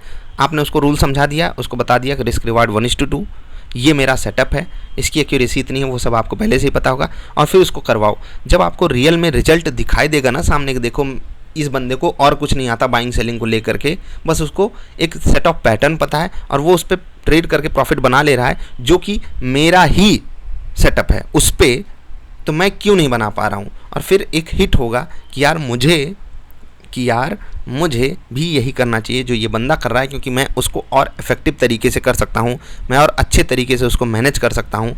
और ये चीज़ बहुत आसान, बहुत छोटे टाइम फ्रेम में आप कर सकते हो, इवन 11 दिन, 20 दिन, 25 दिन में। ठीक है। तो जो भी आपके आसपास रहते हों, पढ़े लिखे हों थोड़े से, आप उनको समझा सकते हो बाइंग ऐसे होती है, सेलिंग ऐसे होती है, ये कैंडल है, यहाँ पर ये डिसीजन लेते हैं। उनको बताओ कि यहाँ पर बाइंग मिल गई, यहाँ पर आपको बाई करना है, रिस्क रिवार्ड 1:2, छोटा पैसा लगवा दो, 5, 10, 20 हज़ार, जो भी आपकी कैपेबिलिटी हो उसी हिसाब से छोटा पैसा। अब ये नहीं कि 5 करोड़ का पोर्टफोलियो हो और आप उनको बोल रहे हो कि भैया बस 5,000, तो वो बात समझ में नहीं आएगी। मतलब थोड़ा बहुत वहाँ पर जो प्रॉफिट हो वो समझ में आना चाहिए, दिखना चाहिए। आई होप आप समझ गए होगे। तो ये जब तक आप नहीं कराओगे ना, तब तक आपको समझ में नहीं आएगा कि आपके पास पोटेंशियल तो है, लेकिन कुछ बेटर भी हो सकता है। ठीक है। तो चलिए, AKR जी आज की गुरुजी प्रणाम, आशीर्वाद में लाभार्थी ट्रेडर बनना चाहिए, क्योंकि मैं बिल्कुल यार आपको AKR जी मैं यही आशीर्वाद देना चाहूँगा कि आप लाभार्थी ट्रेडर बने। अगर मेरी एज आपसे कम है तो भी आशीर्वाद, क्योंकि हम सब प्रभु की संतानें हैं और कोई किसी को भी आशीर्वाद दे सकता है। इसलिए मैं आप सबसे शुरुआत में नमस्ते बोलता हूँ, चाहे आप छोटे हो या बड़े हो, क्योंकि मैं प्रभु को आप में देखता हूँ। तो उसी बेस पे आपने भी बोला है, क्योंकि आपने गुरुजी बोला है, तो इसलिए मैं आपको आशीर्वाद भी देता हूँ। लेकिन कैसे बनना है उसके लिए जो मैंने पिछले कमेंट पे जवाब दिया वो थोड़ा सा आप भी करके देखिए। बाकी अन्य भी चीज़ें हो सकती हैं। जो आपने ख़तरनाक बातें लिखी हैं वो ये कि मैं लॉस में हूँ, लॉस में मैं भी था यार, लॉस में नीचे वाला बंदा भी था, लॉस में बहुत सारे लोग होते हैं। ठीक है। वो लॉस किसी का 20% पे होता है, किसी का 30, कुछ मेरे जैसे सुपर वाले होते हैं वो 50 से भी ज़्यादा करके बैठ जाते हैं। ठीक है। और जो सबसे ख़तरनाक बात है आपके कमेंट में वो है डेट में हूँ। ये चीज़ आपके ऊपर भारी नहीं होनी चाहिए और मैं प्लीज़ आपसे हाथ जोड़ के रिक्वेस्ट करूँगा, इसको आपको अच्छे से हैंडल करना है। अभी जो भी आपकी जॉब है आप बोल रहे हैं आप उससे भी संतुष्ट नहीं हैं, एक टिपिकल तकलीफ़ वाले बंदे हो आप। टिपिकल ही मैं बोल रहा हूँ, आप ऐसे मत बोल देना कि ये सब सिर्फ मेरे ही साथ हो रहा है। बहुत सारे लोगों के साथ ये है, उनके ऊपर डेट है, मार्केट में आते हैं लॉस भी है, और जॉब से संतुष्ट तो कोई नहीं होता। सच्चाई बता रहा हूँ, पूछ के देखो, जॉब से संतुष्ट कोई नहीं होता। तो आप एक टिपिकल उसमें हो, टिपिकल कंडीशन में, कुछ बुरा नहीं हो गया आपके साथ। बस जो भी आपको शुरुआत करनी है, जैसे अभी नीचे बिहारी बाबू बोल रहे थे कि ब्रेक ले सकते हो आप छोटे टाइम फ्रेम के लिए मार्केट से, वहाँ पर आप नई स्टार्ट करने के लिए कुछ नई स्ट्रैटेजीज़, नए सेटअप बना सकते हो और उस पे काम कर सकते हो। और देखो वही एक चीज़ आपकी प्रॉब्लम दूर करेगी। पहली बात तो आप लॉस से प्रॉफिट में आओगे, दूसरी चीज़ जब आप अच्छी खासी कमाई करने लगोगे तो आप अपने डेट को भी अच्छे से मैनेज कर सकते हो। ठीक है, जनता जानना चाहती है शेयर मार्केट में कड़वी दवा देने वाले फेवरेट डॉक्टर का नाम क्या है। विकास भैया, नाम में क्या रखा है यार? अभी इनोसेंट इन्वेस्टर ही जानो यार, क्योंकि नाम बता देंगे तो फिर उसमें भी कन्फ्यूज़न, कोई कुछ नाम से बोलेगा, कोई कुछ नाम से। मुझे छुपाने में कोई वो नहीं है, लेकिन फिर भी मैं चाहता हूँ कि आप मुझे अभी डबल आई नाम से ही जानो। ठीक है, सीए विवेक मेहता जी बोल रहे हैं, sir can you please do a run through of one stock to show how you decide the buying slash selling the prices you decide including stop losses, one run through so we can also practically understand how you analyse and we can have a basic understanding of the process and then we can innovate from there. ये चीज़ actually मैं नहीं, ये मैं किसी से करवा के वो करता हूँ, क्योंकि देखो अगर मैं करूँगा तो आप ये सोचोगे कि आपके पास कुछ और नॉलेज होगा, कुछ और नॉलेज होगा। तो मैं किसी एक ऐसे बंदे से ये करवाना चाहता हूँ, और आप में से बताना जो भी लोग टास्क में पार्टिसिपेट किए होंगे, क्योंकि वहाँ पर उनको काफ़ी चीज़ें समझ में आई हैं। उन लोग में से बहुत सारे लोग बढ़िया काम भी किए हैं। कौन इसके लिए तैयार है और लाइव में बिल्कुल ये हेल्प भी कर सकता है, ये विवेक मेहता जी ने बहुत अच्छा पॉइंट रखा। मैं खुद करूँगा तो आप सोचोगे कि आपके पास कुछ और नॉलेज होगा ये वो, लेकिन मैं किसी और से अगर करवाऊँगा जिसको मैंने बातें समझाई हैं, जिसको मैंने तरीका समझाया है, अगर वो आपको करके दिखाएगा तो आप ये तो मानोगे कि हाँ, अगर वो सीख सकता है तो आप भी सीख सकते हो। बात समझ रहे हो ना मैं क्या कह रहा हूँ? तो अगर मैं ऐसा करवाऊँ तो ज़्यादा बेटर रहेगा मेरे हिसाब से। तो कोशिश मैं यही करूँगा कि ये चीज़ आपके लिए अवेलेबल कराई जाए, और वो एक अच्छा आपको ट्रेडर बना सकती है। मोटिवेशन के तौर पे वो चीज़ आपको लेनी पड़ेगी बस।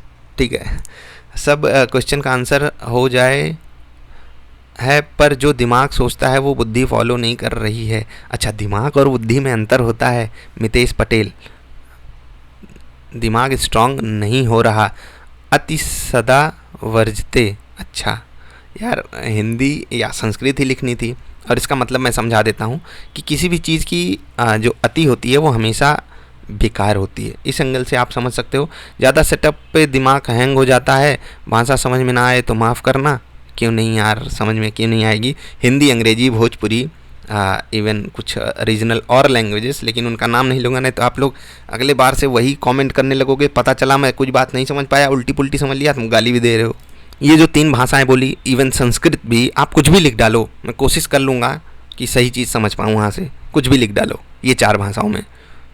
ऐसा मत बोल देना संस्कृत भी आती है, लेकिन समझ लेता हूँ पढ़ के। मितेश जी, जैसे आपने बोला ना कि प्रॉब्लम हो जा रही है, तो जो यहाँ पर इन्होंने की कि आप किसी एक, जैसे मैंने यहाँ पर इनको एक सोल्यूशन दिया ना कि कोई एक बंदा और आपको वही चीज़ करके दिखाए जो आप नहीं कर पा रहे हो, तो वहाँ से आपको एक क्लैरिटी मिलेगी, मेंटल क्लैरिटी। तो आप अगर खुद का वो नहीं समझ पा रहे हो, सेटअप बना रहे हो, वहाँ पर चीज़ें नहीं काम कर रही हैं, तो आप देखो जो बेसिक से इंडिकेटर्स हैं वो कैसे काम कर रहे हैं, वहाँ पर आप कुछ बना करके देखो। कुछ जो बंदे हैं जो प्रॉफिटेबल हैं, मैं कोशिश करूँगा ये चीज़ करनी होगी, ये चीज़ करनी होगी, क्योंकि ये ज़रूरत है, मुझे लग रहा है। सर बहुत टाइम से रिक्वेस्ट, तो मितेश जी आई होप आपको जवाब मिला होगा। कोशिश करना आपको उसी तरीके से है कि मैं एक नई शुरुआत करूं, छोटे टारगेट्स से शुरुआत करूं, 1:1 से ही शुरुआत करूं, ब्रेक लेकर के शुरुआत करूं, कुछ ऐसा आपको करना पड़ेगा। ठीक है, बिहारी बाबू सर बहुत टाइम से रिक्वेस्ट कर रहा था कि आप ऑप्शन पे, यार देखो यही चीज़ होती है ना कि जो जेन्युइन रिक्वेस्ट भी होती हैं वो भी कभी कभी फुलफ़िल नहीं हो पाती हैं। और दोस्त, मैं हाथ जोड़ के आपसे माफ़ी भी मांगना चाहूँगा और रिक्वेस्ट भी करना चाहूँगा कि नहीं हो पाती हैं यार सारी चीज़ें। जब आप पब्लिक प्लेटफॉर्म पे होते हो, ऑफलाइन भी बहुत सारी दिक्कतें होती हैं, चीज़ों को संभालना होता है। मैं खुद अपनी रिसर्च करता हूँ, जो भी डेटा आता है मैं खुद उसको वेरीफाई करता हूँ, उसमें काफ़ी समय जाता है। मैं नहीं चाहता कि मैं जो भी बात आपको बताऊँ, जो भी चीज़ें आपके साथ शेयर कर, वहाँ पर कम से कम मेरी नॉलेज के हिसाब से आपको कोई तकलीफ झेलनी पड़े। बाद में चीज़ें होती रहती हैं, ऊपर नीचे हमेशा होंगी मार्केट में, तो उन सब चीज़ों में काफ़ी समय चला जाता है, इसलिए ये सब चीज़ें कंप्लीट नहीं हो पाती हैं। और मैं अब ये बात समझ रहा हूँ कि पब्लिक प्लेटफॉर्म पे अगर आप कोई चीज़ आकर के बोलो तो उसे जल्द से जल्द कंप्लीट करो, क्योंकि लोग फिर डांटते भी बहुत हैं। खैर, आपसे उम्मीद यही है कि आपका इंतज़ार आपको फल देगा, और मैं कोशिश भी करूँगा कि ये सब चीज़ें हों। पहले अपने अनाउंसमेंट भी किया था, ऑप्शन वाली सीरीज आएगी, प्लीज़ इसको और डिले मत कीजिए यार। ठीक है, वही चीज़ मैंने आपको पॉसिबल प्रॉब्लम बताई, कोशिश सब कुछ है। आज की सर कभी तो लाइव फेस टू फेस आइए, दिवाली के समय वादा किए थे कि बहुत जल्द आप सभी के सामने आऊँगा। फिर से वही बात, मतलब एक्सपेक्टेशन बड़ी हो जाती हैं, फुलफ़िल ना करो तो सेल्फ गिल्ट भी आता है। लेकिन आपसे उम्मीद मैं यही करता हूँ कि आप सब मुझे माफ़ करते हुए चल रहे होगे। जयराज जी, ये अभिषेक जायसवाल जी का कमेंट था। जयराज जी बोल रहे हैं, आज की आपने पैकेज से लाइफ टाइम मेम्बरशिप प्रॉमिस किया पर आपने प्राइजेस नेक्स्ट ईयर से बढ़ा दिया और फिर पुराने मेंबर्स को ज़ीरो सपोर्ट देते हैं आप, बहुत गलत बात है ये चीज़ नहीं है यार। मतलब आप ऐसा कैसे बोल सकते हो कि पुराने मेंबर्स को जीरो सपोर्ट दिया जाता है। हो सकता है आपके साथ कुछ ये पर्सनल लेवल पे इशू आया हो। तो जयराज जी, मैं आपसे रिक्वेस्ट करूँगा कि आप ये जो स्क्रीनशॉट है इस वीडियो का, ये लेकर के और बोल दो कि मुझे ये रिस्पांस दिया गया है। आप ईमेल ज़रूर कीजिएगा। ईमेल आपको करना है niftindia.in@gmail.com पे। बाकी जो लाइफ टाइम मेंबरशिप है वो सेटअप के अपडेट से रिगार्डिंग है, तो जो भी लेटेस्ट सेटअप है वो आपको मिलेगा। हाँ, कुछ टर्म्स एंड कंडीशंस होती हैं कि आप वहाँ पर जो बातें बताई गई हैं उनको आप फॉलो कर रहे हो, ट्रेड्स आप शेयर कर रहे हो। नहीं भी कर रहे हो तो एक बार के लिए वहाँ पर आप बोल देना कि कुछ तकलीफ़ आ गई थी, मैं ये नहीं कर पाया, वो नहीं कर पाया, तो आपको वहाँ पर पॉसिबल सोल्यूशन दिया जाएगा। बाकी यार, अगर आपको दिक्कत हुई है तो मैं आपसे माफ़ी भी मांगना चाहूँगा। ठीक है। अंकित जी बोल रहे हैं, सर ब्लिस GVS के बारे में रिसर्च करके 75 रुपीज़ में 500 क्वान्टिटी लिया हूँ। 2 ईयर रखने का विचार है। आप 75 पर लिए होते तो कितने पर सेल करते हैं? अंकित जी, इसका जवाब मैं पीछे दे चुका हूँ। अगर इन्वेस्टमेंट के लिए लिए हो तो अलग डिसीजन, ट्रेडिंग के लिए लिए हो तो अलग डिसीजन, और जिस तरीके से आप बोल रहे हो कि मैं 2 साल के लिए लिया हूँ तो ऑफकोर्स सी बात है ये लॉन्ग टर्म ट्रेडिंग पोजीशन है, तो थोड़ा सा देखते रहना RSI वगैरह वो आपके अगेंस्ट ना चली जाए। ठीक है, चीज़ें आपके फेवर में होनी चाहिए टेक्निकली, तब आप बने रह सकते हो। ठीक, बाकी और वहाँ पर कुछ भी नहीं कहना। सर आपका नाम क्या है और कहाँ के हो, अपने बारे में कुछ बताइएगा। मैं, देखो यार, नाम इनोसेंट इन्वेस्टर अभी आप रख सकते हो, है नहीं वो। एक्चुअली हम सब इनोसेंट इन्वेस्टर हैं, लेकिन कहाँ से हूँ मैं? उत्तर प्रदेश के एक छोटे से ज़िले से हूँ।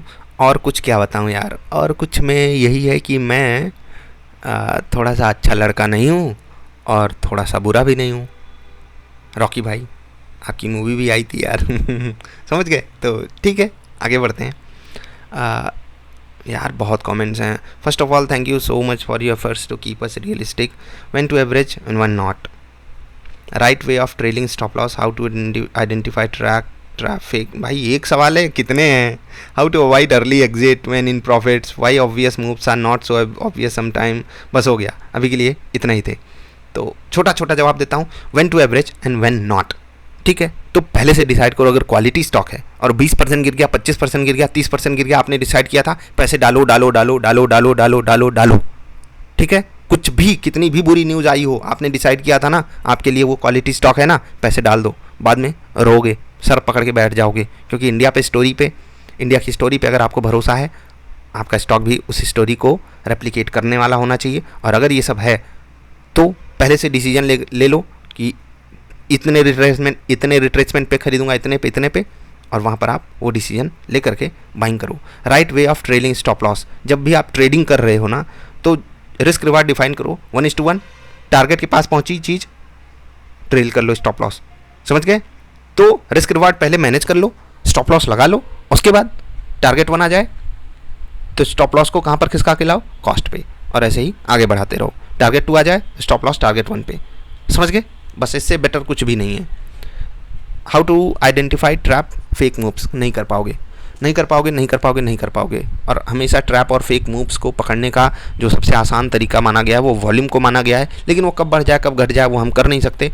लेकिन एक पॉसिबल सोल्यूशन आप वहाँ पर ढूंढ सकते हो, लेकिन वो एक्चुअली इलाज नहीं हो सकता, तो इसलिए मैंने बोला कि वो नहीं कर पाओगे। How to avoid early exit when in profits, पेट दर्द नहीं होना चाहिए, और उसके लिए आपको आपके सामने डेटा रखना पड़ेगा कि ये चीज़ मैं अगर पीछे किया होता तो मुझे तकलीफ ही होती। और जब तक आप डेटा नहीं रखोगे, कितने भी ज्ञान ले लो, वो काम नहीं आएगा। Why obvious moves are not so obvious sometimes, यही तो है मार्केट की खूबी। और मैंने आपको ये बात अलग तरीके से समझाई है कि देखो, मार्केट आपको हर एक चीज़ का रीज़न दे देगी। हम सब अभी बोल रहे हैं ना मार्केट बहुत स्ट्रांग है, कल को मार्केट गिर जाएगी तो भी आपके सामने रीजन होगा, अरे देखो ग्लोबल गिर गया इसलिए हम गिर गए, अभी नहीं गिर रहे हैं, अरे देखो ग्लोबल में तकलीफ हमारे नहीं है इसलिए हम नहीं गिर रहे हैं। तो मार्केट के पास हर एक चीज़ का जवाब खुद ही उनके कमेंटेटर्स आकर के खुद ही बकेंगे, आपको उस पर ध्यान नहीं देना है। तो ऑफकोर्स सी बात है, जब ऐसा होगा तो obvious moves not so obvious ही रहेंगे। ठीक है, आशीष जी आपका कमेंट में बहुत सवाल था, ऐसे मत किया करो यार, तकलीफ हो जाती है इतने जवाब देने में।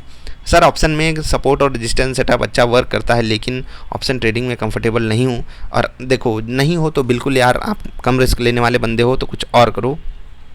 इक्विटी इंट्राडे ट्रेडिंग में ऑप्शन जैसे सपोर्ट और रेजिस्टेंस निकालना सिखा दीजिए। ये काफ़ी अच्छी बात है और यहाँ पर आपके लिए काम आएगी पिवट पॉइंट फिबोनाची वाली वीडियो, वहाँ पर आपको ये बातें सिखाई गई हैं, वहाँ पर आप कैसे ढूंढ सकते हो सपोर्ट और resistance. Please share your thoughts on Nifty chemical group attractiveness due to capex horizon is 7 years। देखो ये जो चीज़ क्रिस आप पूछ रहे हो ना कि जो निफ्टी के केमिकल ग्रुप स्टॉक्स हैं वहाँ पर कैपिटल एक्सपेंडिचर का जो टाइम होराइजन है वो बढ़ा है, तो वो एक अट्रैक्टिवनेस अगर होगी तो वॉल्यूम पे वो चीज़ रेप्लिकेट करेगी, वॉल्यूम वहाँ पर बढ़ेगा, टेक्निकली चीज़ें स्ट्रांग होंगी। और अगर ऐसी किसी भी चीज़ में होती हुई आपको दिखाई देती है स्टॉक में, तो आप बिल्कुल वहाँ पर पोजीशन बना सकते हो। और मैं इसीलिए टेक्निकल्स को इतना सम्मान देता हूँ कि वहाँ पर फंडामेंटल्स की जो पॉजिटिव चीज़ें हैं वो हमको दिखाई देने लगती हैं और वो काफ़ी फेवरेबल हो जाता है हमारे लिए मोस्ट ऑफ द केसेस में। आगे इनका कमेंट है, may I know your opinion on contract manufacturing of pharma drug companies specially under 1000 market cap 1000 crore market cap Genex Suven and Evo. देखो इन तीनों स्टॉक्स को हम कवर अप नहीं करते हैं। एक चीज़ मैं बताता हूँ क्रिस पॉल, देखो जब आप बिल्कुल माइक्रो कैप में जाते हो ना, एकदम छोटे मार्केट कैप वाली कंपनियों में, तो मैं वहाँ पर आपको रिकमेंड करता हूँ म्यूचुअल फंड्स को, ठीक है। एकदम स्मॉल कैप या एकदम माइक्रो कैप वाले म्यूचुअल फंड्स अगर आप लेना चाहते हो, मैं जनरली नहीं बोलता हूँ म्यूचुअल फंड खरीद लो, लेकिन आप डायरेक्ट म्यूचुअल फंड में वहाँ पर पैसे लगा सकते हो, क्योंकि यहाँ पर आप कितनी भी रिसर्च कर लो, कुछ भी कर लो, एक DII एक HNI का मूड ख़राब हुआ, वो आपकी पूरी इन्वेस्टमेंट की ऐसी तैसी करके रख देगा। और ये मैंने पर्सनली झेला हुआ है, तो इसलिए मैं आपसे यही रिक्वेस्ट करूँगा कि आप इस एंगल से मत सोचो कि मैं रिसर्च कर लूँगा छोटे स्टॉक्स पे तो वो मेरे फेवर में ही जाएगा। बाकी अगर आपका मन ही है कि आप स्टॉक में ही पैसे डालोगे, तो कम से कम एक सेक्टर तो छोड़ दो, कई सेक्टर, और कई सेक्टर में कई स्टॉक्स, जैसे यहाँ पर आपने 3 स्टॉक्स ले लिए, ऐसे ही अलग अलग सेक्टर के 3 स्टॉक्स लो और कम से कम 5-6 सेक्टर के लो, 15, 16, 18, 20 स्टॉक्स होने चाहिए, तो वहाँ पर एक पोर्टफोलियो बनेगा, तो वहाँ पर आप गेम खेल सकते हो। और रही बात न्यूज़ की, इन सब चीज़ों पे अगर आप काम कर रहे हो तो अपने आप को एक ट्रेडर के एंगल से देखा करो, और जब भी ट्रेडर के एंगल से देखा करो तो चीज़ों को हैंडी रखो, जैसे कि स्टॉप लॉस और टारगेट वगैरह।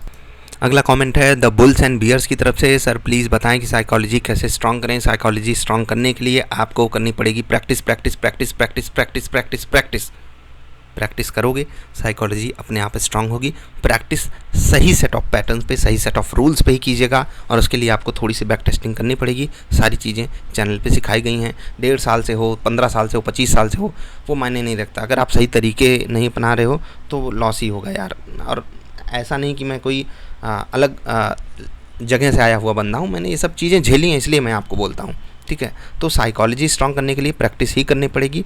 और जैसे आपने लिखा ना कि जो प्रॉफिट होता है वो चला जाता है, तो यार मार्केट ने आपको दिया है, छीन लेगी अगर आपके पास नॉलेज नहीं होगा, ऑफकोर्स ये बात है।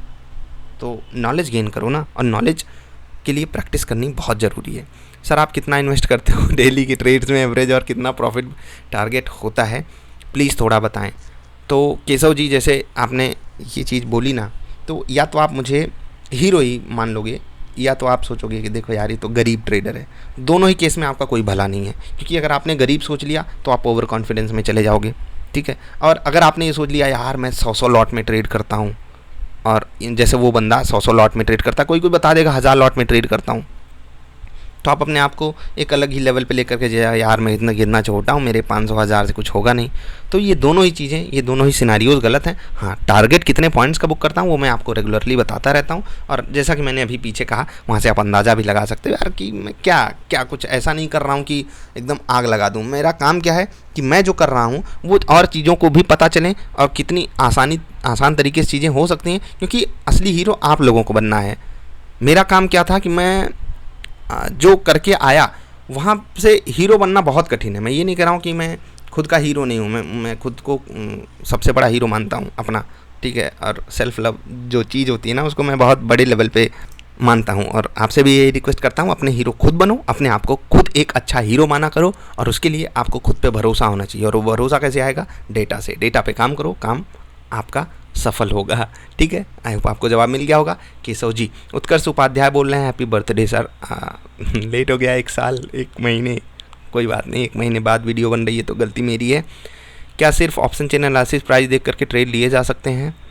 हाँ यार, अगर आप हेजिंग वगैरह कर रहे हो ना तो बिल्कुल लिए जा सकते हैं, लेकिन अगर आप ट्रेडिंग कर रहे हो, खासकर ऑप्शन बाइंग कर रहे हो, तो ये करना गड़बड़ हो जाता है।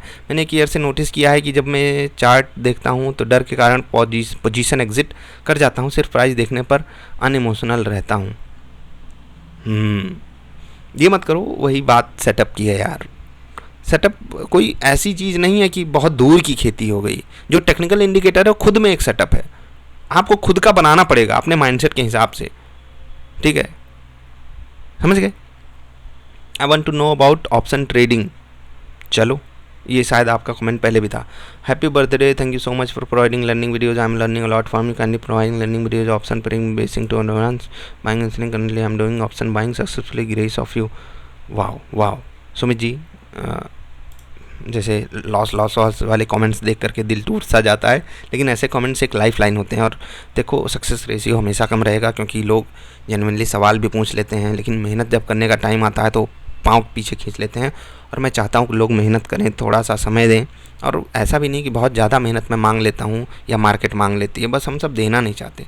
तो आपने तारीफ़ करी पहले हमारी लेवल्स की ऑप्शन ट्रेडिंग में आप सक्सेसफुल, अभी ऐसे मत मान लो कि मैं सक्सेसफुल हो गया, बस ऐसे मान लो कि मैं सक्सेसफुली टेस्टिंग कर ले जा रहा हूँ, क्योंकि वो सक्सेसफुल आप हो या नहीं वो मार्केट आपको खुद 2-3 साल में बता देगी।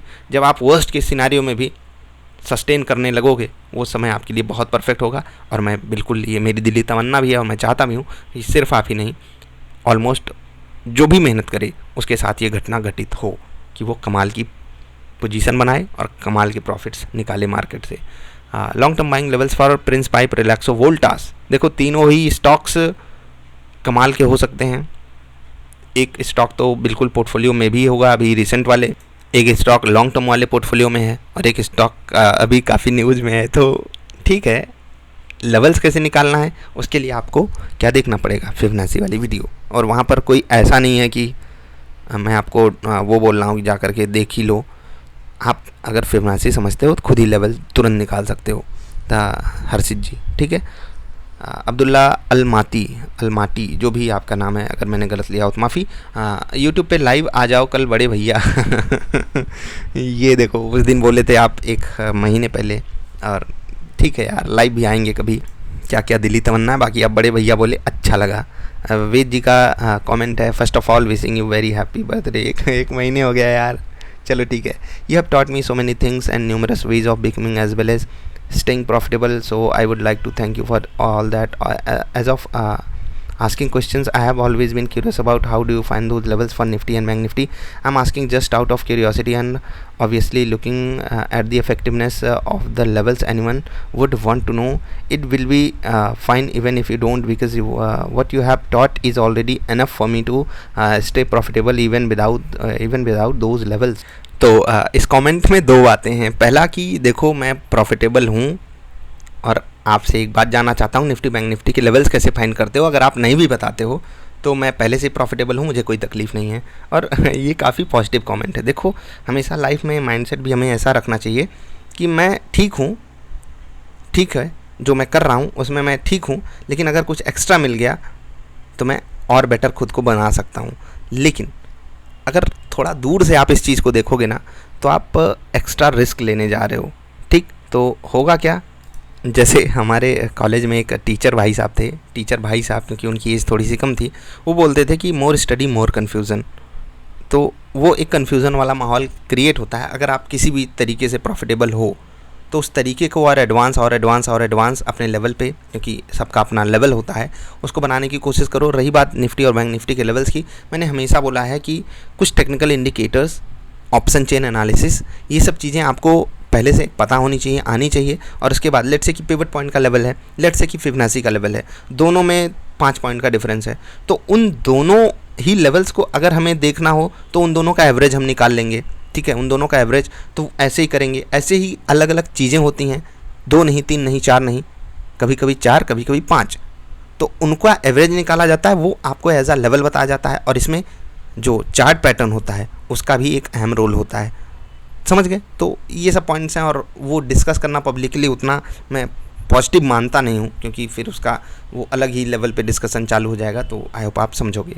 तो आप प्रॉफिटेबल हो, उसके लिए आपको शुभकामनाएं, भगवान करें आप प्रॉफिटेबल रहो। और बर्थडे विश आपने किया 1 महीने पहले, तो उसके लिए भी धन्यवाद। सर, मैं 2 साल से स्टॉक मार्केट में हूँ, ट्रेडिंग एफएनओ या कोई भी इंट्राडे नहीं करता, मैं अभी तक इन्वेस्टमेंट ही कर रहा हूँ। 2 साल में मैंने 80,000 कमाए इस मार्केट से, 5 लाख का पोर्टफोलियो है। वाह यार, बढ़िया है। 16% 2 साल में बुरा नहीं है, खासकर शुरुआत कर रहे हो तो। मेरे पर पोर्टफोलियो मेरा पर मैं अभी 50 के लॉस में हूँ, पर मुझे पता है कि मैं सही रास्ते पे हूँ। कुछ गलतियाँ शुरुआती दिनों में की हैं, अब नहीं करता, या ऐसा कहूँ कि बहुत कम करता हूँ। आपका साथ मिला उसके लिए आपका धन्यवाद। तो आशु जी, आपका भी साथ मिला उसके लिए धन्यवाद। एक चीज़ हमेशा याद रखना, जैसे अभी आपका 5 लाख का पोर्टफोलियो है ना, वो जब बढ़ेगा 6 लाख होगा, 7 लाख होगा, वहाँ पर आपको एक बार फील आएगा कि मैं एग्जिट कर लूँ, ये कर लूँ, वो कर लूँ। लेकिन वहाँ पर आपको थोड़ा सा स्मार्ट डिसीजन लेना होगा। अगर आपका मन ट्रेडिंग में करने का, मतलब ट्रेडिंग करने का होता है, तो उसके लिए भी आप वो कारनामा करके देख सकते हो ना, कि कुछ पैसा 10%, 15%, 20% अलग निकाल के वो आप ट्रेडिंग में भी आजमा सकते हो। बाकी इन्वेस्टमेंट जब आप अच्छी क्वालिटी के स्टॉक में करे रहोगे, जैसा आपने कहा कि आप सही रास्ते पे हो, और ये चीज़ थोड़ा सा मतलब ओवर कॉन्फिडेंस में मत आ जाइएगा, लेकिन फिर भी हमको ये पता चल जाता है कि हम सही रास्ते पे हैं या नहीं। आज की sir please tell Yes Bank for long term buy करें या नहीं। मेरे हिसाब से रौनक जी, उससे बेटर ऑप्शंस अवेलेबल हैं। 12 पे मिल रहा था तो उस वक्त मैंने वीडियो बनाई थी, और इस वक्त ऐसे प्राइस पे बेटर ऑप्शंस अवेलेबल हैं दोस्त। तो जब ऑप्शंस अवेलेबल हो तो हम क्यों अटकेंगे किसी एक स्टॉक में जा कर के। मेरे हिसाब से निफ्टी अपने रेजिस्टेंस पर पहुंच चुकी है, बुल रन पर मेरे हिसाब से आखिरी। इस पे आपका क्या कहना है गुरुजी? लिखे हैं, वैसे प्रतीत होता है मेरे गुरुजी का शनि बहुत बलवान है, इतने कंसिस्टेंट और मेहनती जो ठहरे। देखो यार, मेहनती हम सबको होना चाहिए, और कंसिस्टेंट तो मैं नहीं हूँ एक्चुअली, बहुत सारी चीज़ें ऊपर नीचे हो जाती हैं, लेकिन कोशिश पूरी करता हूँ कंसिस्टेंट रहने की। गुरुजी, आपको जन्मदिन की अनंत शुभकामनाएं। आप पर सदा माँ लक्ष्मी की कृपा, माँ सरस्वती जी का तेज और गणेश जी का, श्री गणेश जी का आशीर्वाद बना रहे। आप सदा खुश रहें और सदा निरोगी व प्रसन्न रहें। क्योंकि वर्मा जी, आपको अनंत धन्यवाद इस कमेंट को लिखने के लिए। आपने कोई सवाल नहीं पूछा, लेकिन मैं आपको एक जवाब ज़रूर देना चाहूँगा कि आप जो भी कर रहे हैं, जैसे आप वकालत कर रहे हैं ना, वहाँ पर आप कमाल करें, और अगर आप ट्रेडिंग करते हैं तो भी आप कमाल करें। यही मेरा जवाब है, यही मेरी शुभकामनाएं भी हैं। ठीक है। प्रसन्ना जी बोल रहे हैं, इनका नाम था के वर्मा जी, इनका नाम था ऋषभ कुमार सिंह जी, रौनक पटेल। आई होप मैंने सबका नाम लिया है। ठीक। प्रसन्ना जी बोल रहे हैं, बारिश के वजह से कपड़े नहीं सूख रहे, कौन सा स्टॉक खरीदें? वर्लपूल खरीदो यार, उनकी मशीन बिकेगी। ठीक है। जोक था वो, लेकिन फिर भी वर्लपूल बुरा स्टॉक नहीं है। Best indicators for commodities. देखो, कोई भी एसेट क्लास होगी, कोई भी इंडिकेटर वहाँ पर काम आ सकता है, लेकिन जो मोस्ट यूज्ड इंडिकेटर्स हैं, जैसे कि मूविंग एवरेज, फिबोनाची हो गया, RSI हो गया, वो हर जगह काम करते हैं, ये तो आपको पता ही है अच्छे तरीके से। बाकी हर एक इंडिकेटर हर जगह काम करने के लिए बना हुआ है। वो सब होता है ना, मार्केटिंग टैक्टिक्स होती है कि ये यहाँ काम किया, ये यहाँ काम किया, ऐसा हुआ, वैसा हुआ, वो सब बातें बता दी जाती हैं। सर, टास्क कंप्लीट करने वालों को सेटअप कब तक प्रोवाइड होगा? टास्क कंप्लीट करने वालों के आपके साथ टीम जुड़ने का चांस मिलेगा? बिल्कुल, जुड़ने का वहाँ पर बातें लिखी गई हैं वेबसाइट पे, आई होप आपने पढ़ा हो। यहाँ पर रंजीत जी का कमेंट था, यहाँ पर कलर यार्ड शॉर्ट्स का कमेंट है। यार, नाम ही ऐसा आप लोग बना देते हो। खैर चलिए, सेटअप आई होप आपको मिल गया होगा। अगर नहीं मिला तो ईमेल कीजिए, और जो चांस है वहाँ पर एग्जैक्टली डायरेक्ट चांस नहीं बोला जा सकता, लेकिन फिर भी एक प्रायोरिटी बेसिस पे आपको ट्रीट किया जाएगा। ये बातें वहाँ पर लिखी गई हैं, और जो अभी चल रहा है आई होप आप उसमें पार्टिसिपेट कर रहे होगे। Are reserves accumulated profit? Do company have that much money? Please explain what is reserves. देखो, रिजर्व हर जगह पर, जैसे RBI हो गया या कोई भी स्टॉक हो गया, वो जब रिजर्व रखते हैं, जैसे कि TCS का आप देख लो, इतना पैसा वो लोग रखे हुए हैं, तो वहाँ पर आप समझ गए ना कि एक्यूमुलेटेड प्रॉफिट ही होता है। लगभग कह सकते हो कि वो एक्यूमुलेटेड प्रॉफिट ही होता है। वहाँ पर रिटर्न भी कंपनी कमाती है, पैसा इन्वेस्ट करके, बहुत सारी चीज़ें होती हैं। लेकिन जैसे आपने बोला ना कि do company have that much money, बिल्कुल उन्हीं का पैसा है यार। लेकिन आप सोचो कि आपको वो डायरेक्ट एडवांटेज दे देंगे, तो ये नहीं होता है। वो एडवर्स कंडीशंस के लिए चीज़ें होती हैं, और उसका आप डायरेक्टली एक शेयर होल्डर के रूप में लाभ छोटे टाइम फ्रेम में तो कम से कम नहीं उठा सकते। हाँ, वो चीज़ें वर्स्ट केस कंडीशन में, बुरी कंडीशन में काम आती हैं। आई होप आप समझ गए होंगे। अगला है, सर जी बहुत दिन हो गए, बहुत लॉन्ग टर्म स्टॉक्स पे वीडियो नहीं आई। आप निफ्टी पे स्विंग ट्रेडिंग वीडियो डालते रहते हो, पहले की सब देखी, बट मार्केट इवॉल्व से please provide updated video of long term holding stock. Important pick one of your list subscriber and double I swinger holder Om Kaushik. All courses इनका नाम था। ओम कौशिक जी ने बोला just want to appreciate you that you haven't change your self and you grow and I love that always be remain like this sir. Om Kaushik ji आपको धन्यवाद, आपने ये बात बोली और हम कोशिश करते हैं कि थोड़ा सा जुड़े रहें ज़मीन से। और सबसे बड़ी कोशिश ये होती है कि बहुत सारी चीज़ें इवॉल्व हो रही हैं, जैसे आपने बोला मार्केट इवॉल्व हो रही है, चीज़ें अपडेट होती हैं। आई होप आपके पास सारे अपडेटेड सेटअप नहीं है तो आप ईमेल कर सकते हो, आपको वहाँ पर रिस्पांस मिलेगा। और जो आपने यहाँ पर बात बोली कि आपको जो चीज़ें हैं वो इन्वेस्टमेंट ग्रेड की चाहिए, तो मैं उस पर पूरी कोशिश करूँगा आपका जो ये सवाल है उसका जवाब वीडियो के ही माध्यम से आपको दूँ, इन्वेस्टमेंट टाइप की वीडियोस बना करके। अगले कमेंट पे चलते हैं। Your daily levels work amazingly, how do we find out those levels. एक भाई साहब को मैंने इसका आंसर दिया गया है पीछे, जी हाँ आंसर मैंने दिया है, आप जा करके देख लेना, नाम नहीं याद है लेकिन आप जा करके देख लेना, बिल्कुल सेम सवाल था। बाकी आपने तारीफ़ की उसके लिए धन्यवाद। अरुण जी बोल रहे हैं, नाम क्या था यार, हिरी वूजियो पफूजी, क्या नाम है भाई, हिरी वूजियो पफूजी, अच्छा नाम लिया ना चलिए। सर टास्क 45 के लिए लिंक नहीं मिला, अभी तक नहीं मिला यार, ये थोड़ा सा आप लोग चेक करो ईमेल, और जो शायद 2 लोग हैं आप उसमें से एक हो, तो एक काम कीजिएगा, आप जो है ईमेल कर दो, अगर अभी तक आपको रिस्पांस नहीं मिला, मिल गया तो भी बता देना। आगे बढ़ते हैं। सर सबसे पहले योम ए पैदाइश बहुत बहुत मुबारक। इंट्राडे स्टॉक में क्या मुमकिन है कि इसके ऊपर बाई करें या सेल, बताना। बिल्कुल पॉसिबल है यार, लेवल्स आपको अगर पता हो पिवट पॉइंट्स के तो आप कुछ भी कर सकते हो, वहाँ पर बाई करो सेल करो, तरीका पता हो, आपने पहले उस पर बैक टेस्टिंग करी हो, इससे अच्छा कुछ होगा नहीं, ठीक है। लैरी ड्रेस अगला आज की कब आएगा, इसी में पसीने छूट गए यार बनाने में, 1 घंटे की लंबी, 1.25 घंटे की वीडियो। इस वीडियो को मैं कोई विदाउट एडिटिंग, मतलब लगातार चल रही, लगातार विदाउट एडिटिंग ही डलवाऊंगा, जिससे आप लोग भी समझो कि जो रियल मेहनत होती है ना वो क्या होती है, पसीने छूट जाएंगे आपके, ठीक है। चलिए ऋषभ कुमार जी बोल रहे हैं, हाँ आपने बोला जन्मदिन की शुभकामनाएं, तो आपको भी धन्यवाद। आपने क्या लिखा था, स्टॉक में क्या मुमकिन है, हाँ आई होप मैंने आपको जवाब दे दिया। लेवल्स की मदद से सब कुछ पॉसिबल है। आई होप उसका यही जवाब था, ऊपर बाई करें या सेल बताना। मतलब अगर आप ये पूछ रहे हो कि बाई करें या सेल, ये कैसे पता चलेगा, उसके लिए आपको कुछ टेक्निकल इंडिकेटर्स को पहले सीखना पड़ेगा, समझना पड़ेगा, वहाँ से आपका एक माइंडसेट क्लियर होगा, उसके बाद आप खुद का सेटअप बनाओगे, फिर चीज़ें आसान हो जाएंगी, बस यही जवाब है उसका। अगला आज की कब कीजिएगा, ये भी पसीने इसी में छूट गए यार। कंप्लीटेड ऑल 44 टास्क का वेटिंग। आई होप आप सबको रिस्पॉन्स मिल गया होगा और आप सबकी प्रॉब्लम दूर हो गई होगी। एग्जैक्टली मैं नाम से नहीं वेरीफाई कर रहा हूँ यश गुप्ता ऑफिशियल, लेकिन फिर भी अगर आपको तकलीफ है तो आप ईमेल ज़रूर कीजिएगा।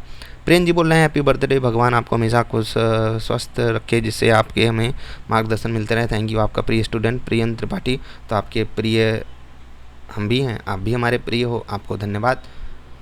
मयूर जी बोल रहे हैं कि मुझे बस इतना जानना है कि आपसे सर कि जब हम लोग पोर्टफोलियो बनाते हैं तो उस पोर्टफोलियो का लॉन्ग टर्म टारगेट कैसे डिसाइड करें। जवाब पहले दिया जा चुका है दोस्त।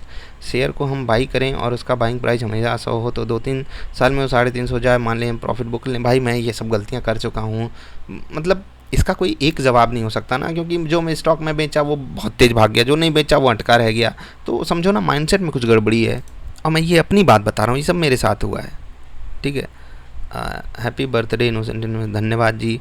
पोर्टफोलियो से मैक्सिमम कितना स्टॉक होना चाहिए। अब ये भी बात मैंने डिस्कस की है कि जितना बड़ा पैसे के टर्म्स में आपका पोर्टफोलियो उतने ज़्यादा स्टॉक्स रखिएगा, ठीक है। ऐसा भी नहीं कि ज़्यादा का मतलब 100-200 स्टॉक बोल रहा हूँ, लेकिन फिर भी धीरे धीरे बढ़ाते जाओ, क्योंकि जब स्टॉक्स कम होंगे तो रिसर्च आप उन पर ज़्यादा करोगे, समझ रहे हैं ना। आज की कृष्णा डायग्नोस्टिक अच्छा स्टॉक है, मेरे हिसाब से आपको रखना चाहिए, छोटा है तो क्वांटिटी कम रखना।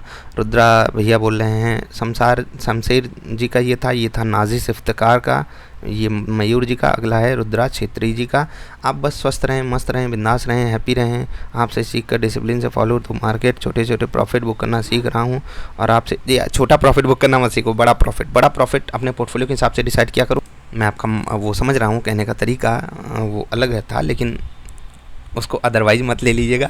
हमें अपना माइंडसेट भी राइट वे पर लाना है। आप अति कृपा होगी, बहुत लोगों को आपसे बहुत उम्मीदें हैं, समझ सकते हैं, आप मार्गदर्शन दिखाएं। तो उम्मीदें यार मुझे भी आप सबसे बहुत हैं, और जो सबसे बड़ी बात होती है माइंडसेट, मैं उसकी बात अक्सर करता रहता हूँ, वो इम्प्रूव करने की कोशिश मैं खुद भी कर रहा हूँ, आपकी भी कराने की पूरी कोशिश करता हूँ, और धीरे धीरे चीज़ें इम्प्रूव होती ही जाएंगी। हर्ष शर्मा जी बोल रहे हैं sir please improve your response timing on WhatsApp and email. बिल्कुल यार, ये चीज़ मैं भी मानता हूँ कि हम लोगों को अच्छे तरीके से रिस्पांस देना आना चाहिए, जल्दी रिस्पांस देना चाहिए, लेकिन उसके लिए मेंबर्स की ज़रूरत पड़ती है, सिंक्रोनाइजेशन की ज़रूरत पड़ती है, बहुत सारी चीज़ें होती हैं यार। जब करना पड़ता है तो समझ में आता है। खैर, मैं ये नहीं कह रहा हूँ कि मैं एक्सक्यूज़ दे रहा हूँ, लेकिन ये ज़रूर कहता हूँ आपसे आगे से चीज़ें ज़्यादा बेटर कंडीशन में रहेंगी। अभी अगर आपको कोई प्रॉब्लम झेलनी पड़ी तो उसके लिए माफ़ी चाहते हैं। गौरव MP40 स्टॉक बेस्ट लेवल पे बाय नहीं कर पाता हूँ। इस फियर को कैसे दूर करूँ? रिसेंटली कैम कॉल स्पेशलिटी में मैंने बोला ना कि पहले डिसाइड कर लो, यहाँ पर मैं बाई करूँगा, क्वांटिटी कम ही रखो लेकिन करो। और सबसे बड़ी चीज़ बैक टेस्टिंग, चीज़ें लिख करके रखो। मैंने ये गलतियाँ यहाँ करी होती, अगर मैं ये काम किया होता, मुझसे ये गलतियाँ हुई होती, नहीं हुई तो भी बैक टेस्टिंग में चीज़ें इंप्लीमेंट करके देखा करो कि ये मैं यहाँ पर होता क्या करता। Views on CAMS, will it regain its bound be खाई? ऑफ कोर्स यार, कैम्स नहीं करेगा तो कौन कैम्स करेगा? पैम्स अरिंडम बैकास नियोग, यार मैं नाम नहीं पढ़ पा रहा हूँ क्या सही से। अगर मैं किसी का नाम गलत ले रहा हूँ माफ़ी करते रहना यार, माफ़ करते रहना। सो योर फेस आस्की, यार फेस दिखा देंगे यार, थोड़ा इंतज़ार का मज़ा लीजिए। देव माल्या गुहा रॉय, यार इतने मस्त मस्त नाम हैं, मैं सच में रियल लाइफ में ये सब नाम सुनने को नहीं मिलते हैं। Sir please video on right issue apply. Right issue पे यार काफ़ी अच्छे आर्टिकल्स पढ़े हुए हैं, इवन ज़ेरोधा का खुद का आर्टिकल है, वो आप पढ़ सकते हो। कुछ लोगों ने वीडियो भी बनाई हुई हैं अच्छी, तो आप देख सकते हो। कोई ख़ास नहीं, लेकिन कोशिश करूँगा कि बन जाए। आस्की कब आएगा? आस्की हो गई, हैशटैग आस्की हो रही है। गुरुजी आस्की वाली वीडियो कब आएगी? आई होप आप सबका रिस्पांस मिल गया। अब वही कमेंट्स हैं कि आस्की की वीडियो कब आएगी। तो यहाँ पर ख़त्म होती है वीडियो। कुछ एक चीज़ मैं आपके साथ डिस्कस करना चाहता हूँ जाते जाते। जैसे आपने देखा होगा अलग अलग क्वेश्चंस, लगभग अगर एक ऐसे में सर्कल बना दूँ छोटा सा, तो यहीं पर समा गए। सबसे पहला तो जो था वो इन्वेस्टमेंट ग्रेड के स्टॉक्स को, इन्वेस्टिंग को लेकर के था। दूसरा जो सबसे ज़्यादा सवाल थे कि लॉस अगर हो रहा है तो वहाँ पर सिचुएशन कैसे हैंडल करें, प्रॉफिट में कैसे आएँ। तो ये एक काफ़ी चीज़ थी पॉजिटिव वाली, जो मैं आपको समझाना चाहता था कि दोस्त अगर लॉस आपको हो रहा है, जिम्मेदारी आप ही की होगी उससे बाहर आना, क्योंकि ना वो मेरी जिम्मेदारी है ना वो किसी और की। मैं सिर्फ आपकी सो कॉल्ड हेल्प कर सकता हूँ। एक्चुअली मैं इसको सो कॉल्ड हेल्प ही बोलता हूँ, क्योंकि जब तक आप खुद आगे बढ़ कर के हाथ नहीं दोगे कि हाँ मुझे यहाँ से बाहर निकलना है, तब तक आप गड्ढे में ही रहोगे। और खुद सेल्फ को हाथ दिया करो, चलो भाई तुझे मैं बाहर निकालता हूँ। उसके लिए आपको प्रयास करना पड़ेगा, वो आपको करना ही है। तो उसके बाद लेवल्स को लेकर के काफ़ी चीज़ें आई, ठीक है, सपोर्ट को लेकर के काफ़ी चीज़ें आई, टास्क जो नहीं हो पा रहा था उसको काफ़ी चीज़ें आई। लगभग इन्हीं चीज़ों के इर्द गिर्द चीज़ें घूमती रहीं। और क्या था, माइंडसेट को लेकर के चीज़ें आई, ठीक है, ऑप्शन ट्रेडिंग को लेकर के चीज़ें आई, ठीक है। ये सब चीज़ें थी। एक और चीज़ थी जो सबसे ज़्यादा पूछी गई, नाम वगैरह। तो नाम में वैसे क्या रखा है, बाकी इनोसेंट इन्वेस्टर के नाम से जानो। और जो सबसे इम्पॉर्टेंट चीज़ है, इस वीडियो का क्रक्स यूँ कह लो कि देखो जैसे 1.5 घंटे की मैंने आपके लिए वीडियो बनाई ना, आप 1.5 घंटे कहीं एक जगह बैठ करके, मैं कहता हूँ आप कुछ भी बोलो, आप भगवान का नाम लो, जिसको भी मानते हो उसका नाम लेकर के देखो, एक घंटे एक जगह पर बैठ के देखो। उसके लिए भी एक बढ़िया मेहनत लगती है। और जो भी स्टूडेंट 1.5 घंटे एक ही सब्जेक्ट को पढ़ता है, उसे पता है कि उसको क्या तकलीफ़ झेलनी पड़ती है, ठीक है। एक्चुअली वो तकलीफ़ ही है। तकलीफ़ क्यों? इन द सेंस क्योंकि वहाँ से हम कुछ सॉल्यूशन ढूंढने की कोशिश कर रहे हैं। और जो भी चीज़ एक सॉल्यूशन के रूप में हमारे सामने होती है, जैसे कि बुक, जैसे कि जैसे मैं आपके लिए वीडियो बना रहा हूँ या आप कोई काम कर रहे हो, तो उसमें एक मेहनत परिश्रम लगता है और वो चीज़ थोड़ी सी कठिन हो जाती है। इसलिए मैंने ये बात बोली, ये नहीं बोला कि पढ़ना गलत हो गया या ये वो। कुछ लोगों को अपना काम बहुत प्रिय होता है, जैसे मैं आपके लिए वीडियो बना रहा हूँ तो मुझे कोई ऐसी फीलिंग नहीं आई मैं थक गया, मैं बोर हो रहा हूँ, ये हो रहा हूँ, वो हो रहा हूँ। ऐसे ही जब आप सही जगह सही पढ़ाई कर रहे होगे तो आपको तकलीफ़ नहीं हो रही होगी, ठीक है। ये वीडियो मैं घर से बना रहा हूँ, तो हो सकता है कि बीच में कहीं वॉइस का डिस्टर्बेंस रहा हो, बाकी उसके लिए भी आपसे मैं माफ़ी चाहता हूँ। ये सब जब आप कारनामे करोगे ना, जब 1 घंटे कहीं पर बैठ करके मेहनत करके देखोगे, तो आपको वो फील आएगा कि मैं इसके लिए बना हुआ हूँ, मैं कर पा रहा हूँ या नहीं। और इन केस नहीं कर पा रहे हो तो धीरे धीरे कोशिश करो। जैसे कि शुरुआत करो 5 मिनट की वीडियो से, 5 मिनट पढ़ाई से, 10 मिनट जाओ, 15 मिनट जाओ, 50 मिनट तक पहुंचने में आपको यहाँ से 3 गुना 4 गुना मेहनत करनी पड़ती है। और फिर जब 1 घंटे क्रॉस करोगे, साइकोलॉजिकल वो एक रेजिस्टेंस बनेगा। फिर 1 घंटे पार करने के बाद अगला बड़ा रेजिस्टेंस आएगा, 1 घंटे 15 मिनट पे, 1 घंटे 30 मिनट पे। सारी चीज़ें पार हो जाती हैं, धीरे धीरे ही सही मेहनत करनी पड़ती है। सॉल्यूशन तक पहुंचने के लिए, जैसे हम सब पढ़ाई करते हैं, रियल लाइफ में जो हमारी प्रॉब्लम्स हैं उनका सॉल्यूशन ढूंढने के लिए कमाई करनी पड़ती है, फ्रीडम कमाना पड़ता है। उसी का एक सेकेंडरी सोर्स स्टॉक मार्केट है, जहाँ पर भी हमको मेहनत करनी पड़ेगी। अब सोचो कि आप पढ़ाई जब करते हो, और ये बहुत हर जगह पर बात बोली जाती है, मैं चाहता हूँ आप इस चीज़ को सीरियस लो। जब भी आप पढ़ाई करते हो यार, ग्रेजुएशन मिनिमम करना पड़ता है एक ठीक ठाक जॉब पाने के लिए, और वो करने के बाद भी बहुत सारे लोग कुछ मतलब अदरवाइज मत लीजिएगा, बहुत सारे लोग 50,000 तक की नौकरी नहीं प्राप्त कर पाते हैं, ठीक है। इसको आप अदरवाइज मत लीजिएगा। अब तो प्लीज़ समझिए कि इतनी मेहनत करने के बाद भी हम यहाँ तक नहीं पहुँच पाए, और हम मार्केट से 5,000 कमाना चाहते हैं बिना कोई एफर्ट दिए, 15,000 कमाना चाहते हैं बिना कोई एफर्ट दिए, ठीक है। तो जो एवरेज है वो 90% लोग लेस देन 25,000 रुपीज़ कमाते हैं। तो इस एंगल से मैं उन 90% लोगों को एक्चुअली बोल रहा था कि हम भले ही रियल लाइफ में ये कारनामा ना करके दिखा रहे हों, और डेटा पे बात करनी पड़ेगी यार। हम सब कब तक खुद को छुपाते रहेंगे, नहीं नहीं उल्टी बात मत करो, गलत बात मत करो। चीज़ें गलत हैं तो हमें उसके बारे में खोद के देखना पड़ेगा ना, प्रॉब्लम कहाँ है। जैसे कोई इलाज करना होता है उसको खोद के देखना पड़ता है ना। डॉक्टर जाओगे तो उसको काट पीट के इधर उधर कर देता है, सर्जरी कर देता है ना, तो ये तो होगा ही। तो वो सर्जरी आपको करवानी ज़रूरी है। खुद की सर्जरी खुद से करना सीखिए। मेहनत लगेगी, सब कोई बताते हैं कि कई महीनों की, कई सालों की मेहनत आपको करनी पड़ती है एक छोटी सी भी नौकरी पकड़ने के लिए, लेट से कि 25, 30, 40, 50,000 की। लेकिन आप मार्केट में अनलिमिटेड पोटेंशियल के लिए आ रहे हो लेकिन मेहनत नहीं करना चाह रहे हो, तो आपका क्या असर होगा वो आपको पता ही है। 99:1 के रेशियो से आपको भिड़ंत करनी है। यहाँ पर आना कठिन नहीं है। किस लिए? क्योंकि जो इग्नोरेंट लोग हैं, या जो लोग इग्नोरेंस इज ब्लिस में जी रहे हैं, वो यहाँ पर आने का दमखम ही नहीं रख सकते, ठीक है। वो इसी कैटेगरी में जाएंगे, और मैं चाहता हूँ, और मेरी आपके प्रति बहुत फीलिंग भी है कि आप इस 1% में आओ, और मैं आप में से बहुत सारे लोगों को एक हीरो के रूप में देखता हूँ, और मैं चाहता हूँ आप भी लोगों की मदद करने के लिए आगे बढ़ो। पेड़ लगाओ, स्वस्थ रहो, मस्त रहो। इस वीडियो में और कुछ नहीं बोलेंगे। बिना एडिटिंग के ये वीडियो अपलोड की जाएगी, तो कुछ त्रुटियाँ इधर उधर कुछ चीज़ें हो गई हों तो उसके लिए माफ़ी चाहता हूँ। अंत में लाइक करने के लिए नहीं बोला, तो इस वीडियो में वैसे सोल्यूशन था लाइक करने की, वैसे इसमें ज़रूरत भी नहीं है, इसको कोई सर्च करके आएगा भी नहीं देखने। हाँ, आई होप कि जिन लोगों ने सवाल पूछा हो उन तक उनका जवाब पहुँच गया हो। मैं ये नहीं कह रहा हूँ कि मेरे जवाब एकदम परफेक्ट वाले थे, लेकिन जो भी मेरी अपनी समझ है उस हिसाब से मैंने अपना बेस्ट देने की कोशिश की है। तो आपसे अभी विदा ले रहा हूँ। मिलते हैं ढेर सारी अच्छी वाली वीडियोज़ में। वीडियो देखने के लिए आपका आभार। नमस्कार।